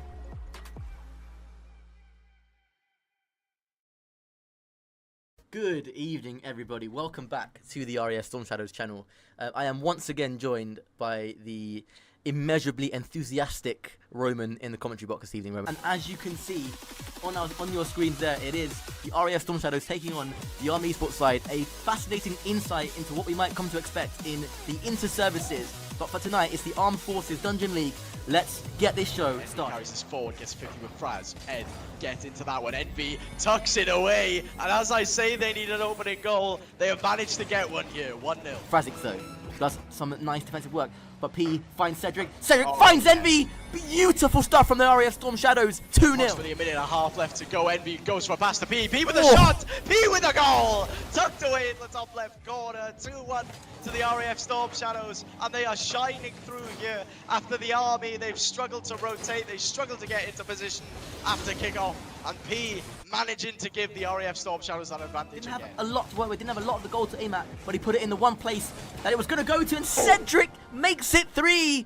And the floodgates are beginning to open here for the REF Storm Shadows. A great 30-second burst, and now they've just got to hold it or even go for more. Air power wins the matches in Rocket League, and you can't tell me otherwise as Ed will tuck that one away, and the Storm Shadows have the advantage here with 3 minutes left to go. Nothing about air superiority there. P just managing to get a pass across.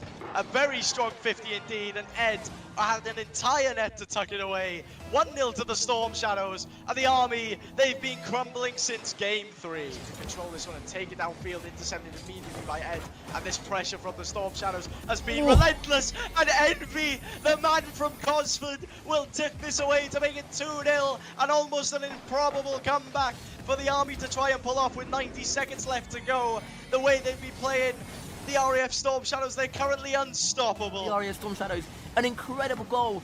They've done it again, and it's 2-0 now, and it's 3-0 now. The lead looking unassailable.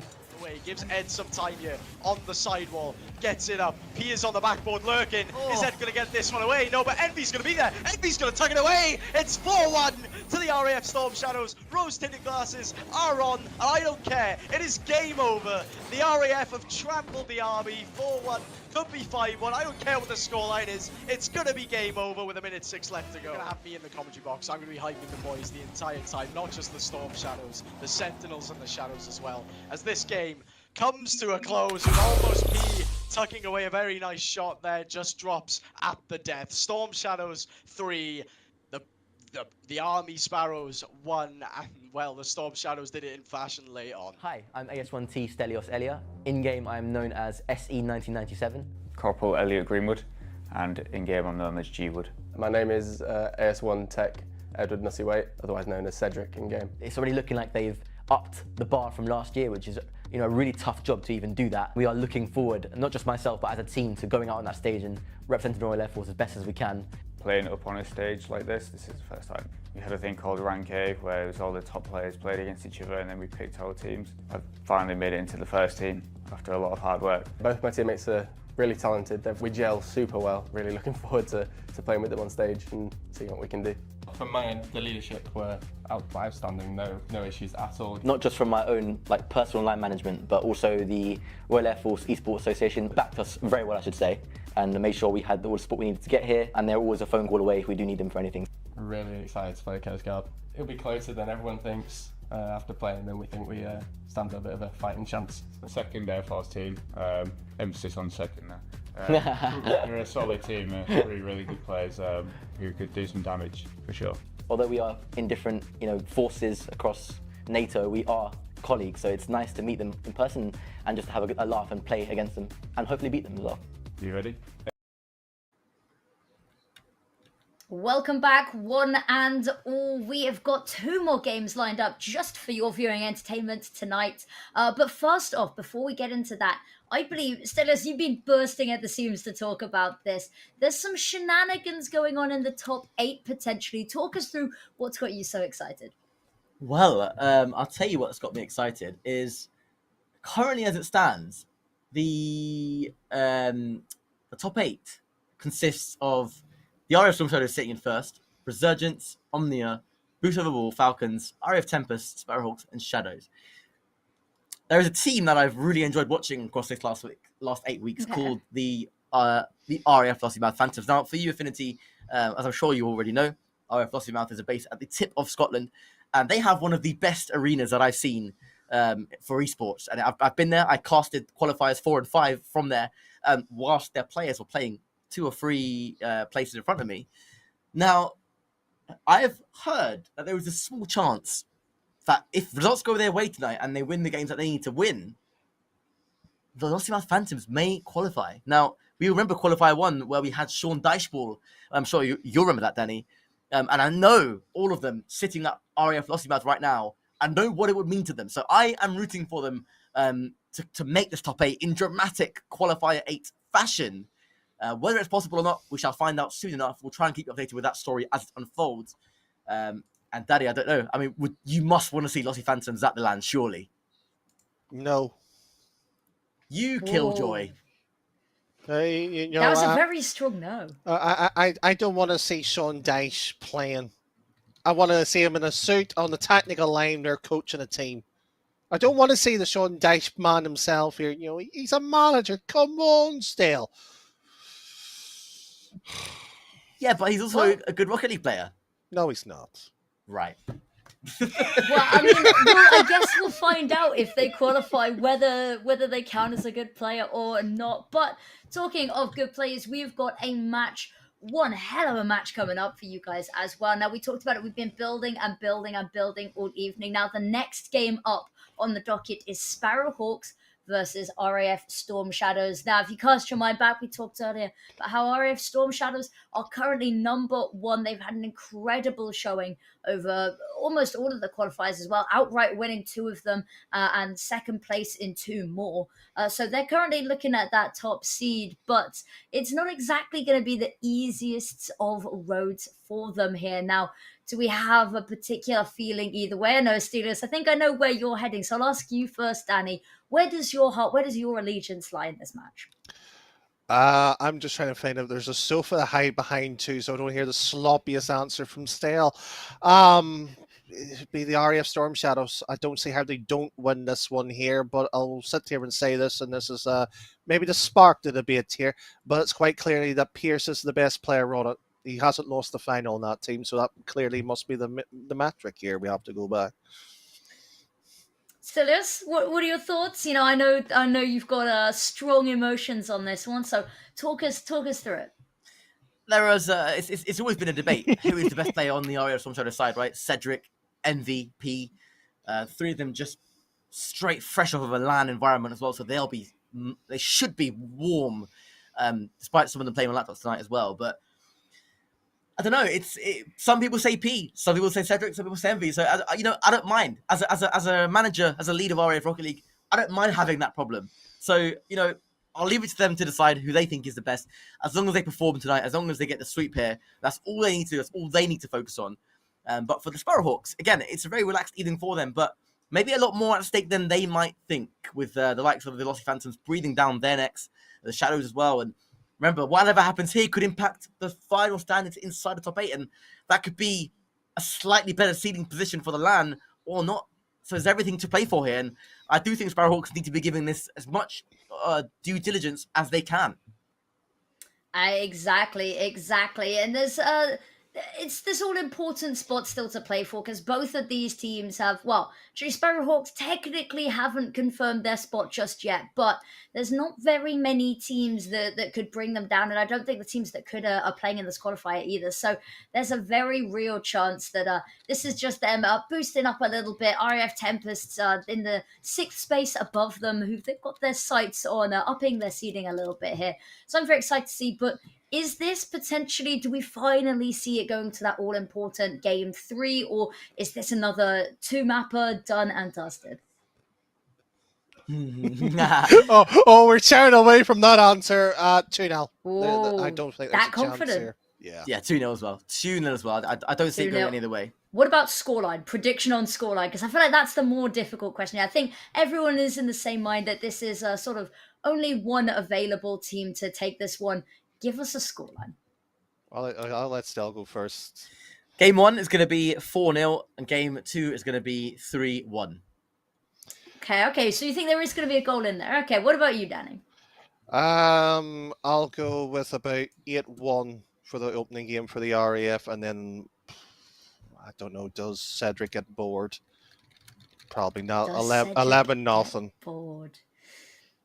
Well, I think the game should be starting very, very shortly. So I'm going to hand you guys back over to Stellas and Danny, and we'll see you on the other side and see who was closest with their predictions.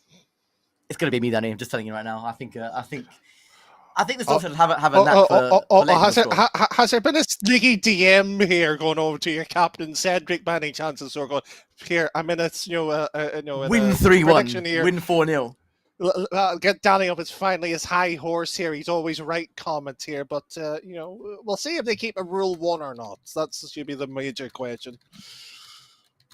It's gonna be, I think, an interesting one. Sparrowhawks have nothing to lose, but they have to throw everything at them. And there is an early chance, which you can't quite see on your screen just yet, but we are going to get the opening goal, which you will be seeing on your screen through this replay. It's Cedric capitalizing off the shot from Pete, which bounced off of both posts, and he cuts it home into the top left. It's 1-0 to the RAF Storm Shadows. Answer me this here, and this genuinely annoys me. Why is your players always changing their team names, or not their team names, their in name? It's a bit of an inside thing as well, but I mean, the names that you currently see, for example, Mbappe, for those of you who know, the French forward, Kylian Mbappe, was a shout out and a bit of a nod to the French Air Force from the Allied Forces Esports Invitational. It was for them, really, and it made them laugh when they saw those names pop up. And that was usually the reason why, just for a laugh, and just for their own, I guess, morale. But for those who don't know, it is Envy, Cedric, and P, the OG names for this RAF Storm Shadow side, and they kicked off proceedings here in a stylish fashion with a nice goal to open the scoring. But as you can see, it is probably going to be the closest game that we've seen tonight.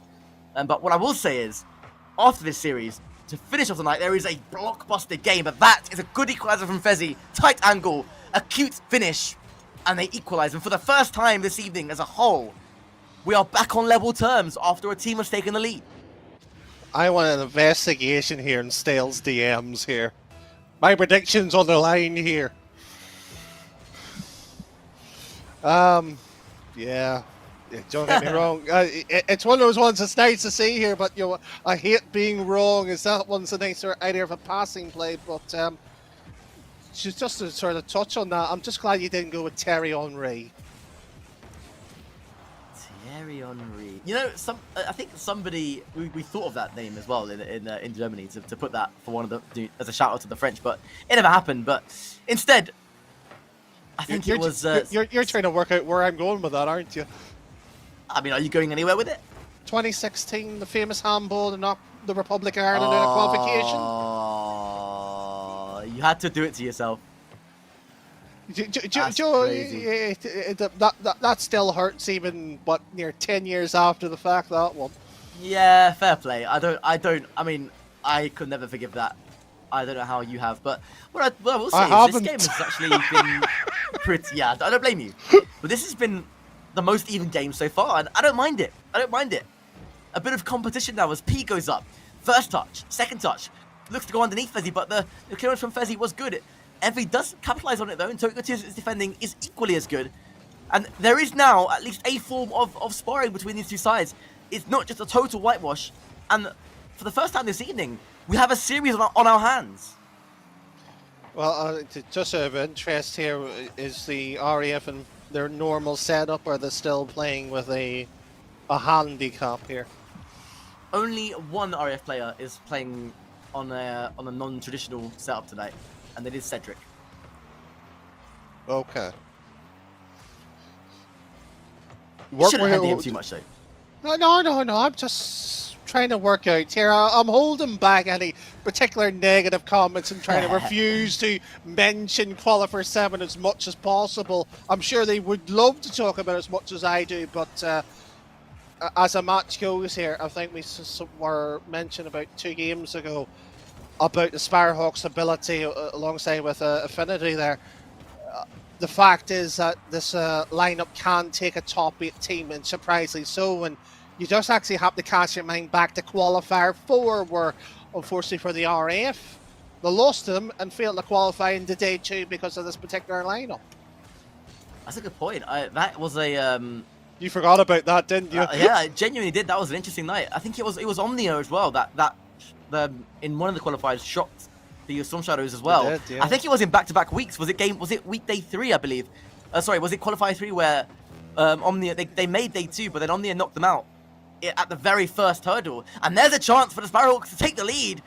And well, at the moment, I'm not gonna lie, the Sparrowhawks have the upper hand, and my confidence and my sureness of this victory is gonna be just shot down, and it's gonna be Sparrowhawks taking the lead, Tokyo Tears, and we have a series on our hands.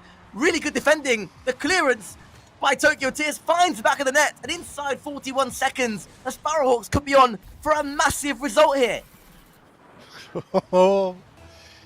The runners-up to the last international at the military games is factually so here to lose on stream, but really in terms of the top 8 qualification won't matter too much for tomorrow. But an upset, not what you'd want to have, but still, if you were coaching this team, what would you say? I would say that we got to speed things up and stop giving them as much time as we are giving. But sometimes it's easier said than done. Sometimes their opponents can just play very well, and in fairness to the Sparrowhawks, they have played pretty perfect here in game 1, and they are going to secure themselves unless something drastic happens. Is a chance for P. Can he get the equalizer? Yes, he can. Late drama here in game 1. Pressure from the RAF Storm Shadows. The flick from Mbappe, from Envy, of course. P following it up, and he had all the goal to aim at, and none of it could touch the floor. Had that touched the floor before the back of the net was hit, it would have been game over. It would have been 1-0 to the Sparrowhawks, but they managed to find the back of the net. And just like that, momentum swings the way of the RAF Storm Shadows, who now will be breathing a little bit more easier. Well, for the time being. But again, it's that question on when do you strike here? And arguably speaking, and this will be a cantankerous debate on who is the best player at the RAF currently right now. Technically, P in his finals record so far, better than anybody else on that lineup. Bump goes Cedric, and where's my super himself? Drops all the way back here in the rotation. Not ideal, but at least it forces Envy into a save though. P knocks it to his left-hand side. Where's my super? Has to read it with limited boost, and he does just that. Tokyo Tears, wonderful first touch. Drags it over the car of Cedric, but he's recovering. His recovering bump was a good one. Envy knocks it away. Fezzy was there though. Passes it back into his teammate. P knocks it away to the right-hand side. Envy will collect the boost here and turn into the play. Off the backboard, big looping effort. Cedric knocks it down, fakes for P, and a good save by Tokyo Tears. Sorry, but where's my super? Well, you know what, here the word Tokyo might be ingrained, but it's not necessarily reached its destination here. The back of the net for both of those two teams would signify something here, and off the woodwork a few times in the RAF. I don't want to use this word, but lucky to grab this one. I've got to agree. I thought Sparrowhawks was superb. Were genuinely superb in this game, and had they taken one or two more of their chances, could have easily stolen this game, game one from them, especially having been so close and just needed to let the ball drop and just knock the ball down at 0 seconds, and it would have been match point to them, and it would have put the RAF Storm Shadows in a very difficult position. And they've shown in the past that at times they struggle from being games down against teams that they should on paper be beating, and that was due to Sparrowhawks playing so well. But as it was, they allowed the Storm Shadows back into the game with P's dramatic late equalizer, and it was Cedric forcing the ball home to give Storm Shadows a double match point here in our penultimate game of this evening. And it wasn't all smooth sailing for the Storm Shadows, Danny. No, and that's the order they offered as well. And I know I'm going to get a bit of stick here with the RAF community, but in terms of the analytical sort of side of things, not normally, don't get me wrong, they dominate groups here as they do opening the scoreline in terms of game 2. But if you take the Riyadh and some of the games in the BFBS themselves here, you could almost sit there and say guilty of somewhat letting teams in too easily. And you know what? And we talk about the psychology of the game in the opening series of the day. At times here, you just think, can they just piece it together instead of, going to OT or relying on equalising goals? There needs to be a killer instinct for the RAF Storm Shadows where sometimes it lacks. It continues to be the case for them, where if they're not ruthless enough, they can, as you say, leak goals here and there, encourage teams to come forward onto their defense. And Envy will have to deal with this one and touches it nicely. Controls. Challenges Tokyo Tears, but Tokyo Tears was too strong. P collects the boost all importantly and goes up now. Flips it in towards Cedric, who takes over the play. Up he goes. Fezzy there to meet him. Fezzy challenges really, really nice, and it will be awkward here for P, who goes onto his backboard and stylishly flicks it away to the left-hand side to complete the defensive sequence, but the ball comes straight back into play. Envy away to P. P's shot onto the backboard. Where's my Sleeper? Misses the play. Falls to Cedric, but Tokyo Tears cuts the play nicely. And now, up come the Sparrowhawks. Fezzy with a shooting opportunity, but Envy intercepts. And that's balls at least lurking around here, but that's the almost sort of the Sparrowhawk sort of trouble here against sort of the true top echelon. And that one's just hit the woodwork here. They can get that rotation crisper. You know what? They could have a decent sort of counter sort of attacking play here, but still yourself 5 seconds needs to be in the sort of the territory of 3 or 2 for a true counter attacking play. Yeah, you want to be defense to attack in as quick of a time as humanly possible to give your opponents the least amount of time to prepare rotationally with boost as well. And of course, the most important thing is positioning. And you can see a few whiffs from the RAF Storm Shadows this evening, and maybe they're not on top of their game as Envy goes high and beats one, but the bump from Tokyo Tears was a good one. P flicks it away to his right. Where's Mouse People will come across.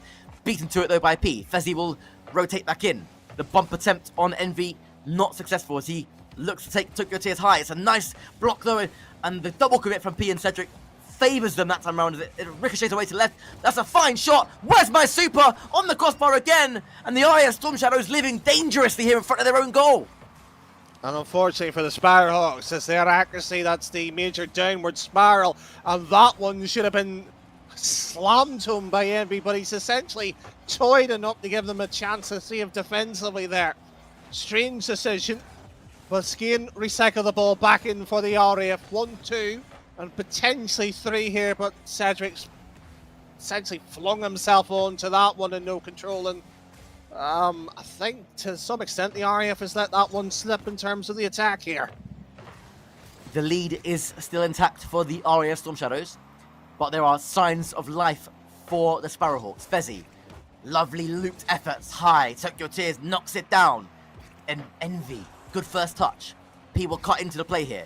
Will search for that boost, but it's Where's My Sleeper instead with a fantastic touch. Goes for the double, and it's just wide of the mark. Tokyo Tears again follows it up.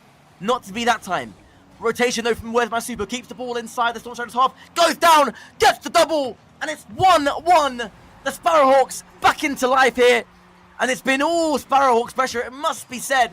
They made the breakaway, they knocked it down off the backboard, and it is a really good read from the Season 14 Grand Champion, Season 14 of OG Rocket League, by the way. That's a long, long time ago now.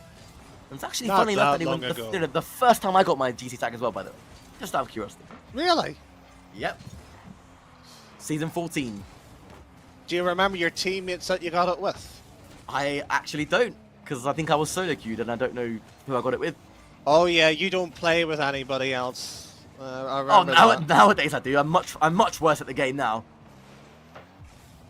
Oh, so who are your teammates then? Come on, spill the beans. Maybe a bit of Cash and Duo. Oh, so you only play with your pro friends and not with anybody else. I see how it is. What a save by Where's My Super. As we move on swiftly from that one. Fezzy will hunt that one long to Cedric, and Cedric will take his time. Beats Fezzy. Lovely stuff from him. Beats 2 as well. Where's My Super has got to be careful here and does the safe option, goes back to his own there and beats one player, that's Envy, committing a little bit too early. Fine play by Where's My Super, almost got the bump on Cedric, which would have freed up his teammate for a free shot at the area of Storm Shadows net. Instead, it's Fezzy, and thankfully for the Storm Shadows, Envy was there. It is 1-1, and so far, it looks like we are destined for an overtime again. And it's been a really entertaining series so far. And to some extent here, and I know that we might be disagreeing on somewhat who's top and sort of shaking from the bottom. I thought at one point the Sparrowhawks could have arguably been the side 1-0 up here. But either way off it, you don't suggest the OT, and it seems to be we head to that direction outright. Question is, in terms of where does it go here, but the Sparrowhawks got to be more alert. Well, there was a goal right at the death in game 1. That wasn't the case this time, and it would have been a winner, but nobody was able to beat the hero. Will the Sparrowhawks take us into a game 3? Will the RF Storm Shadows make all but sure? It is Envy capitalizing on a superb pass by Captain Cedric off the left-hand side. And it's a pass I've seen them do time and time again, and one that I actively encourage. That inside pass, it's always there.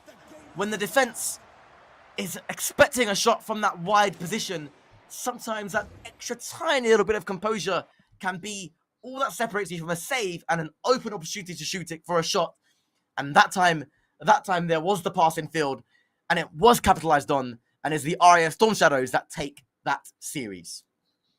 I certainly do, and it's sort of no surprise in terms of the result. Maybe in the clinicality sort of side of things, a bit of a surprise, and based on what we sat here and going into the game in terms of the prediction, in terms of what the Sparrowhawks were in the last sort of 1 or 2 series, much improved in that regard. But yeah, at some point, they've got to take a series. They've got to get a game of one of them at some point here. And you know what? There may be that sort of nasty team in the sort of the day 2 side of the double elimination bracket here.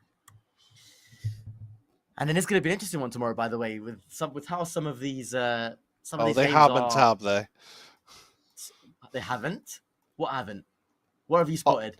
I thought you may be do you know what? I'm leaving that to you. I don't know what. Oh, it appears that Lossy Phantoms have beaten 493 Squadron, which puts them now in real contention for a top 8 finish. I need to do the calculation, so I'm not going to celebrate just yet. But I could do it for you. That's them through to top 8. That's him through the top 8. Head-to-head's the first tiebreaker. Love it. The Lossy Phantoms through to top 8. Superstar from Sean Dyche and co. Playing live from RAF Lossy. I love it. I love this league. I'm so upset that it is the last qualifier. It has been 8 weeks of pure drama and theatre. And I think, Danny, there is still time, of course, for one more series. And I'm sure you know who that is. And I'm sure you know that this next one will be an absolute cracker. Well, it should be here, but instead of us talking about it here and dreaming, we might as well head to the break and make it reality. See you soon. AFG, you're washed. Coast Guard, you ain't as good as you think you are. We're coming for you. Space Force, stick to mini golf. We're going to win it. No, we're not. We're going to win it. We're going all the way. I thought it was good until I saw them play. The Americans will never hear the end of it if we end up winning somehow. Look, I'll shake on it. You know me, I don't drink. I will drink heavily if we win. That the pressure put down. Stelios with no boost thrown into corner will be wildly out of position. G-Wood needs to put it to the air. Don't go towards net on this one. Instead, Cedric go for the double touch. It's a beautiful finisher. 19 seconds into OT, and the RAF already going to match point. That's right, boys. Once again, I'm joined alongside none other than Stelios. Stelios, at the very start of that match, you pointed out the fact that the strategy was aggression, was confidence. Do you personally feel like you guys delivered on all fronts? Yeah, it was a series that we just stuck to the plan and executed it to perfection. I felt really good myself. I felt the other boys also played their part individually, and then we executed the plan as a team together. It was almost perfection, which means we've got to live up to that in the next round as well. So we can't just rest on our laurels. We've got to take it forward. Well, for you personally, you were the first one to score goals across, I think, 2 or 3 of those matches that we saw there as well. Was that part of the game plan for you to be the force of nature, as it were, in this matchup? I'm certainly a force of nature, but usually not in front of goal. It's usually Cedric or G-Wood that are bagging the goals when it counts. However, the way we're set up is, it doesn't matter who has the chance to score. It could be any one of us. The way we play, we create spaces for anyone to score. And it just so happened that it was me that was in the prime position to put it in the back of the net, and thankfully I did.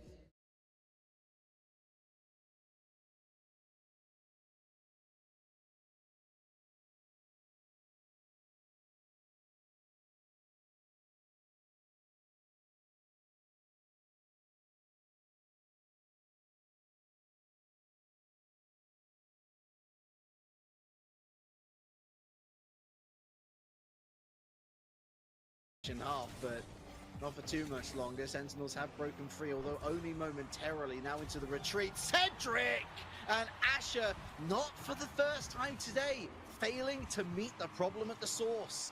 That's Cedric though. Air gets just the tiniest of the resets on that ball, but it pushes it just over the edge where Asher cannot grab it.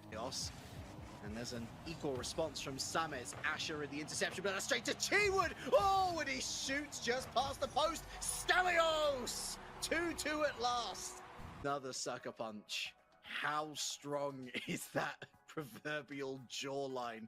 And actually, you can see the severity of the situation. There's no smiles. And Sames, again, waits it out. Stelios now looking for Cedric. Oh, that's a beautiful layoff. For Storm Shadows. Of course, we're going to be showcasing the other lower bracket match as well. It's going to be coming up on your screen later on. Just a quick comment where there's only one life for the team and there is no field for mistakes. I feel like it's easier said than done. I also worry that this might be too simple a statement to make of the situation, Jam. For the Sentinels, is it really as clear-cut as get it? And all the while, time being burned off the clock. Still 2-1 Sentinels, but that's going to change very quickly. I feel like I put on my crown, Jam. The King of Cursed is back. For Shaman as well to look and demo or bump the player out of the way. Not on that attempt. I'm pretty sure some Shadows will be thinking about it. That's certainly one thing on Cedric's mind though. Goals, goals, and more goals. And Cedric actually just lays off, allows Sames the room, but then wiggles his way through all on his own. Cedric to G-Wood! It's a save, but it's not enough! 2-1 Storm Shadows! The ball caroms off the oncoming player with a series-winning goal scored just 30 or so seconds before the end of the game. It is the Royal Air Force Storm. Spirited a performance as that was. Let us not forget that they have now tripled their game output in a single. Do apply. And that resource will eventually run out in the form of boost. Oh, very sneaky from Cedric. Lovely flick over the top of everybody. Oh, it's a spectacular from Cedric. Space Force just a little bit.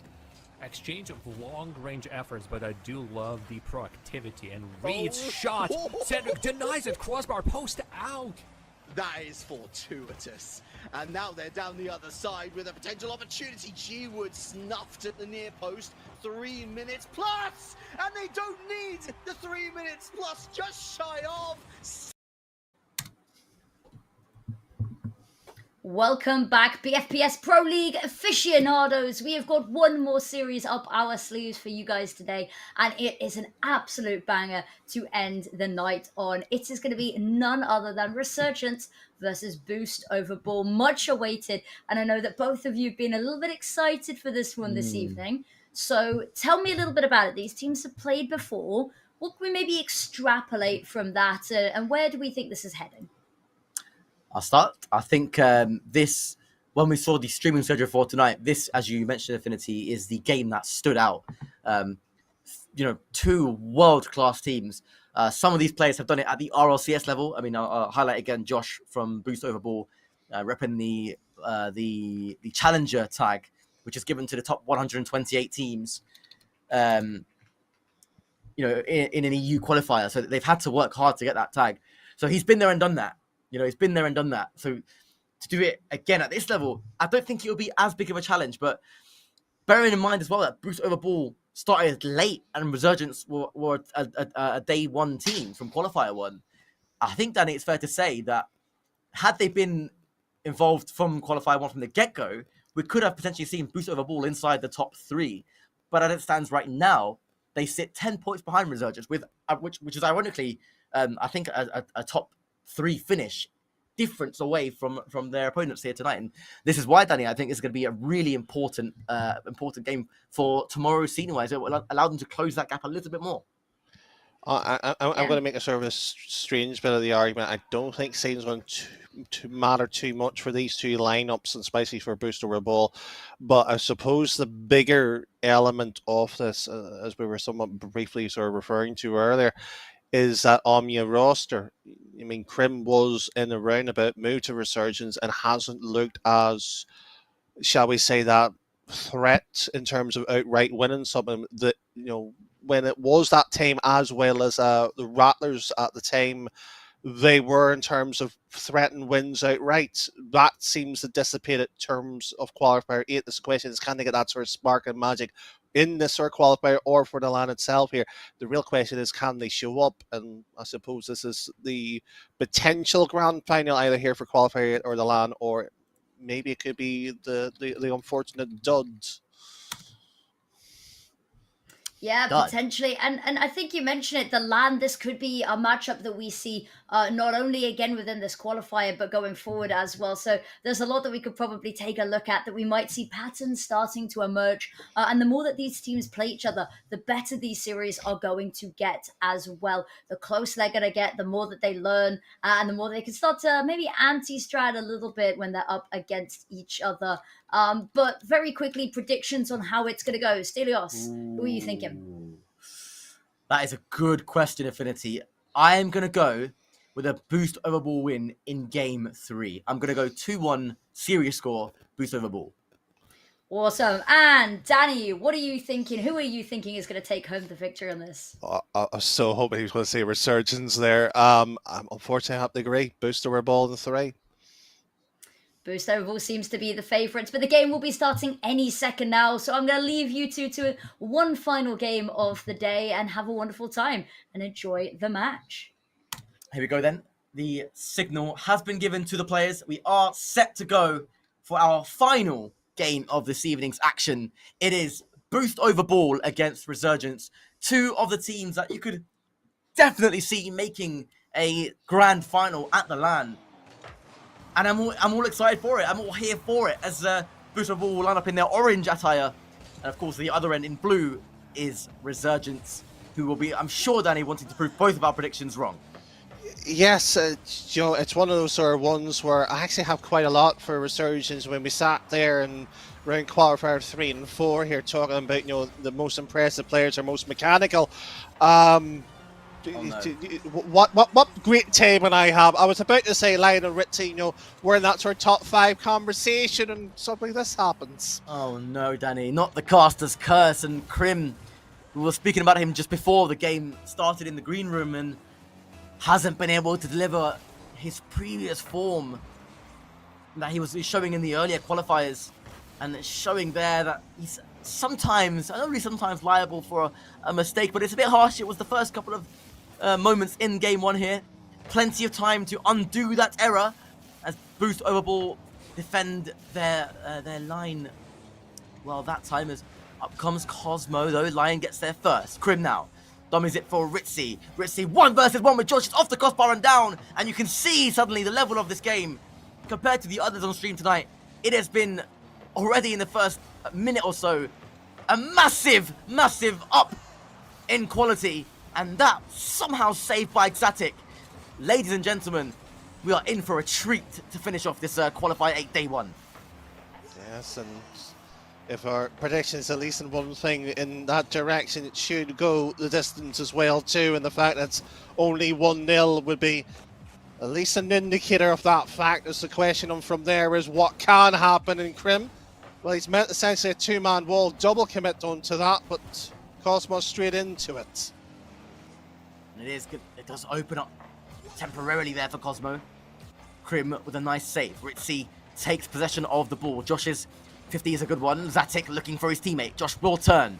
Got the call from his teammate. Now Ritzy goes 1 versus 1. Lovely flick. Cosmo onto the backboard. And look at the recovery as well on his own backboard. Adjusting so well after that soft touch. And that's what allows good players to sneak up the pitch. Ritzy forces it home. It's 1-1.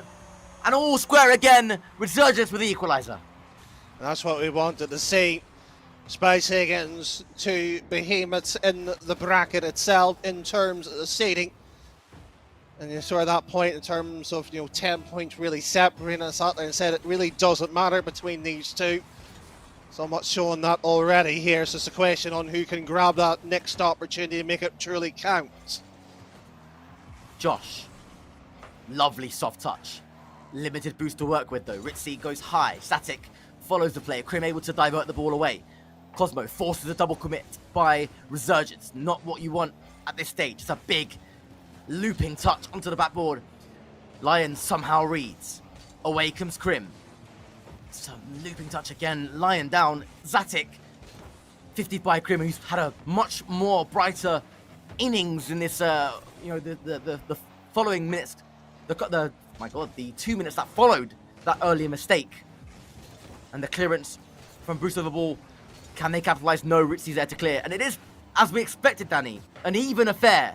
They're battling for every inch of space on the pitch available. There's a lot more aggression, a lot more on the line for both of these two sides from a mental perspective. Getting the edge, getting the bragging rights over the opposition side. Because they know they're so closely matched. Because they know they may meet at a crucial point in the LAN.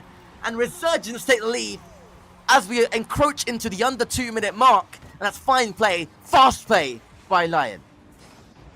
And just like that there, that is the moment when you do need a strike here. I would argue here, and most people may sort of sit here and go, what, to this sentence? The pace of the game is sort of tempered between the two. Not fast, not in terms of accelerating with sort of the quick lightning pace. There's a lot of time to rotate, to move into the space, to almost select the opportunity that you want, and the defence, more than normal, has time to read on it. And that's unusual between these rosters. Usually they want to play with it to the sense of the surprise. So the fact that they're sort of going gentle, you said about this earlier, but do they have something to surprise us? I wonder if we're going to see something here. Xatic. Lovely challenge by Lion. Ritzy playing it back to Crim. Crim's touch is a good one. It's a lovely first touch and gets a nice second over the top of the first man. I think it was Josh that time. Up goes Ritzy, flicks high, back down towards the boost over ball net. Josh has to scamper back. And he manages in the nick of time to divert the ball away from danger. But up they come still. It's Resurgence putting on the pressure here. And I must say, my prediction is looking almightily weak right now as we approach and encroach into the final minute of play. Just like that, Rocket League proves just how cool of a mistress it can be. The touchdown is wonderful to Xatic. He takes his time. He fakes underneath the Resurgence defender, commits Lion, and Ritzy couldn't claw his way back to clear the ball. 2-2 at just the right time. You may talk about cruelties and the difference between Stelios and I's philosophy at the game, poor defending in my eyes. Especially when you have two players defensively back, one low and one high. You've got to make that decision. Do you know what? They really are being tested once more. Rattling off the woodwork and nobody there really to even put a blockade onto it. and with OT looming from either side of it, that's arguably the team's one mistake, if you want to say they've been allotted. Now can they really show what they're made of? They're going to have to. Both of these teams are going to have to show exactly what they're made of now, unless there's a dramatic late winner. It's Cosmo for Boost over Ball. They've been under pressure the entirety of this game. They bided their time. They stayed stubborn. And the pinch from Cosmo beats Crim. It beats Ritzy. And it's 3-2. And now they must hold. And 4 seconds into it, and trying to go for a fake kick up, and you have a two-man sort of escapade there. Oh, that was poor decision making I've ever saw. But you know what? That's the way it folds sometimes. But Boost over Ball, did it deserve to win that? I would argue both sides didn't, because of that earlier mistake from either side here. Not what you expected from the caliber of these two teams.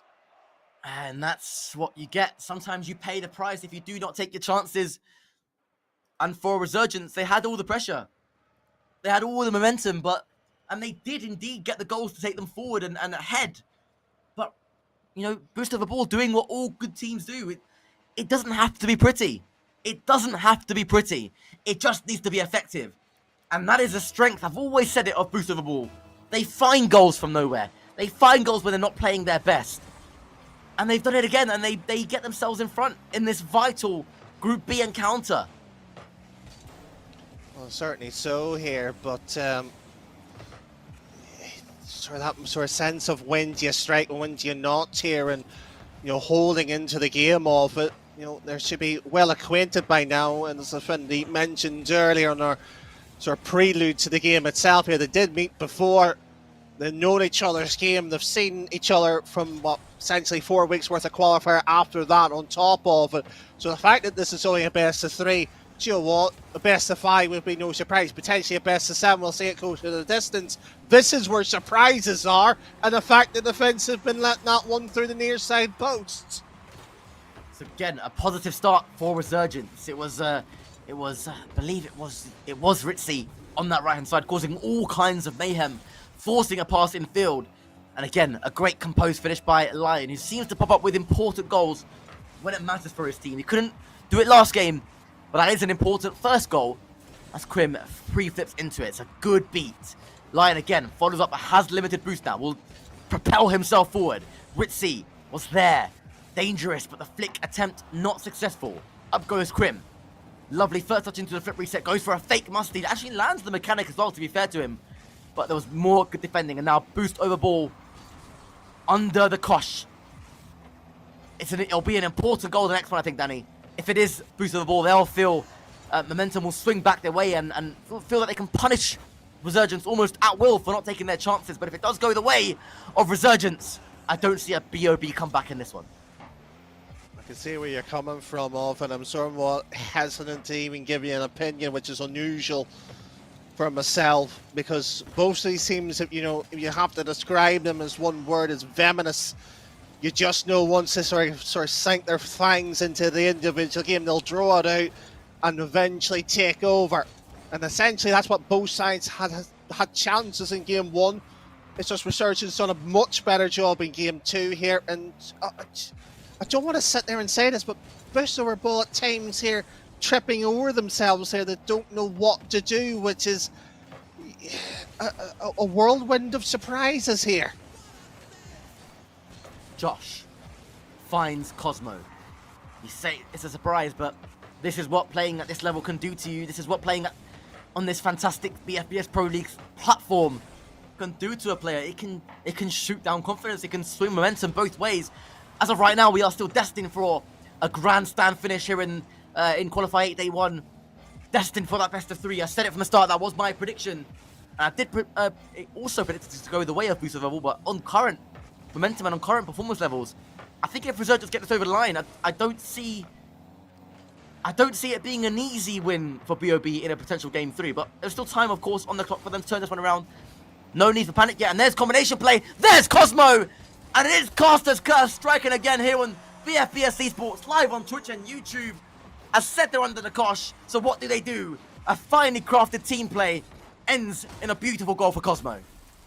And they perhaps may roll up the defence once. It's the second time they've got to do it, though. They've got about 2 minutes to find it, if not OT. And again, you don't want to be in that territory for either side. It's either a match winner or an extender.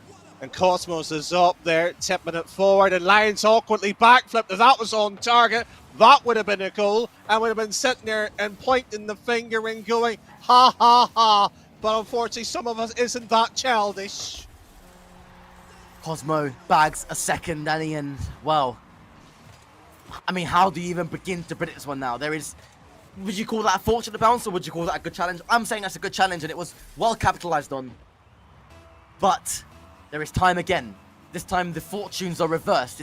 It's BOB that have to defend the lead now. That changes things. One team can be good at attacking, another can be good at defending. Both teams have an abundance of skill in offense, but I think for me anyway, Danny, I believe BOB have the slightly more clinical defense. Agree, disagree? I don't think it matters in this type of game. I think it's the offense, really. How well and how sharp can you pierce that sort of situation here, because they're letting similar type goals throughout. The quality of the goals are the same here. It's just a question on will they get that opportunity, because the defense is only pushing the ball away. It's not converting these chances. We've only seen one, as you said, combination play. That's why I'm saying it doesn't matter. Cosmo off his own backboard. Ritzy flying into the final minute of play now. Are we going to see a game 3? Are we going to see an overtime here? One more dramatic twist in the tail may be in store. If, of course, Josh missed that one, but he didn't. It was solid defending, and now away come Resurgence. They are piling on the pressure now. A precise clearance from Bruce Overball. Falls to Josh again. Shot on goal. Cosmo waiting and lurking underneath, but Krim did enough. Ritzy. Zatek and Krim doing battle there. It falls to Zatek, and he almost got the flick. As we encroach down to the final 30 seconds. Take us through, Danny, to what could be the end. As you say, that shot was at least approaching with that sort of finishing product. 10 seconds away here for Booster with the ball to put it without a doubt here. And as much as I give credit to Josh in terms of being the mechanical player to look out for, as you rightly said, we could have that grandstand. Get the camera ready, because it's a photo finish here in game 2. And who will it be? Are we set? Are we destined for one final game here? It's Lion. Josh with a center. Krim looking dangerous off the right-hand side wall, but it's now a Rule 1, as Danny has said before, and it is broken. It is 2-2. It is overtime. As we decipher whether or not it is going to be a game 3 or a BOB progression with momentum into the top 8 tomorrow. That's a really awkward-looking flick by Zatek in it. Sorry, by Ritzy. Zatek flicks forward. Here is a chance, but Lion able to save. Oh, goody. Unfortunately not. 2 flip resets. And I saw that question on the defender. When do you go? And that's a horrible situation, especially with your third man. But they had to. Somewhat slow to make the decision. And that's our question still. Ask me and you would sit at home or whether it's work. You know, do you value your defence here? That's a few situations in that time you have to make the priority. And Josh, he's trying to make and dances and weaves. Absolutely beautiful clinical play. I've been saying it all night. Boost over ball, have a way somehow of being so clinical. There is mutual respect between the two sides. GG is being thrown about left, right, and center in the chat. You love to see it, because after all the banter, after all the rivalry, this competition has been played in really good spirits. And it's games like that, players like that, teams like that, that will make this LAN in September extra special. And we will talk about it now. As you may or may not have seen, the location for this LAN, I can now confirm what it is. I've been allowed to speak about it. It is Staffordshire University Esports Arena. That is the location. And for those of you who are not familiar, get Googling and see the Tier 1 facility that this will be hosted in, where numerous high stakes and well-known venues well-known competitions have taken place in that venue. So there is so much to look forward to. Do your research, and please make sure you are there if you can. But again, Danny, back to this one. What a game to finish tonight. No, never mind that. Affinity, tell me more about the Stafford University. By Stales there, it sounds like a fantastic place. I was going to say, it's home turf for me, of course. I was at University of Staffordshire, the past 3 years, and it is amazing. There's actually 10 seats available, loads of space for the coaches as well. So, you know how you said you maybe didn't want to see certain people playing, you wanted to see them in a nice suit, coaching. Maybe we get to see that potentially coming up through. But it's amazing. It's got the coolest sound system. It's got lights. It's got action. It's got everything you could want and more for the grand final of all grand finals, and potentially seeing both of these teams competing up there on that stage. But whoa, what a way to close out day one of the last qualifiers. Of course, still a little bit more to go tomorrow, but that final game really could have gone any direction. The fact that we didn't see any third maps, maybe a little bit surprising, but is there anybody that you've seen today that, pleasantly surprised you? We'll start with you, Danny. Anybody that you've seen that is going all the way, that has that star quality that we might potentially see not only storm through tomorrow, but in September in Stoke-on-Trent as well? Oh, I love how you asked me about the positive question here while I'm sort of Mr. Doom and Gloom. I know. Here. I'm going to try to get out of you. We're gonna get this positivity out of you. Anyone that you like. Well, let's just start with one major bit of positivity here, and it's REF really. So Stale might have to hold himself back in complete shock here. Boost over ball, one of the favourites in absolute tournament. The REF Shadows are the only side to take a game off them. So do you know what? Yeah. Why not say they're the dark horse at least to make an upper semi-final, if not the upper final? Do you know what? Why not? They've been playing well. They've somewhat proven they can medal with the big boys. That's high praise coming from you, Daddy. That is high praise indeed. So if I was, putting my money where my mouth is, I'd be having a little bit of a look over in that direction. What about you, Stelios? Firstly, that's my Shadows, by the way. That is my Shadows. Do not underestimate them, because they will make you pay. And I think you underestimate them. But go on, hype them up. You've got the floor here. Tell us why we should support the Shadows. Tell us what they've got going. What's the secret sauce? Oh, I will tell you, actually. I mean, I don't need an invitation to more than one invitation to talk about the REF Shadows. They have been, over the last 3 years, a sheer joy to manage from my perspective as REF co-IC for Rocket League. It's a team that has people in it that are, well into their 30s. They have they have wives, they've got kids, and they play the game competitively, but also for the social element of it.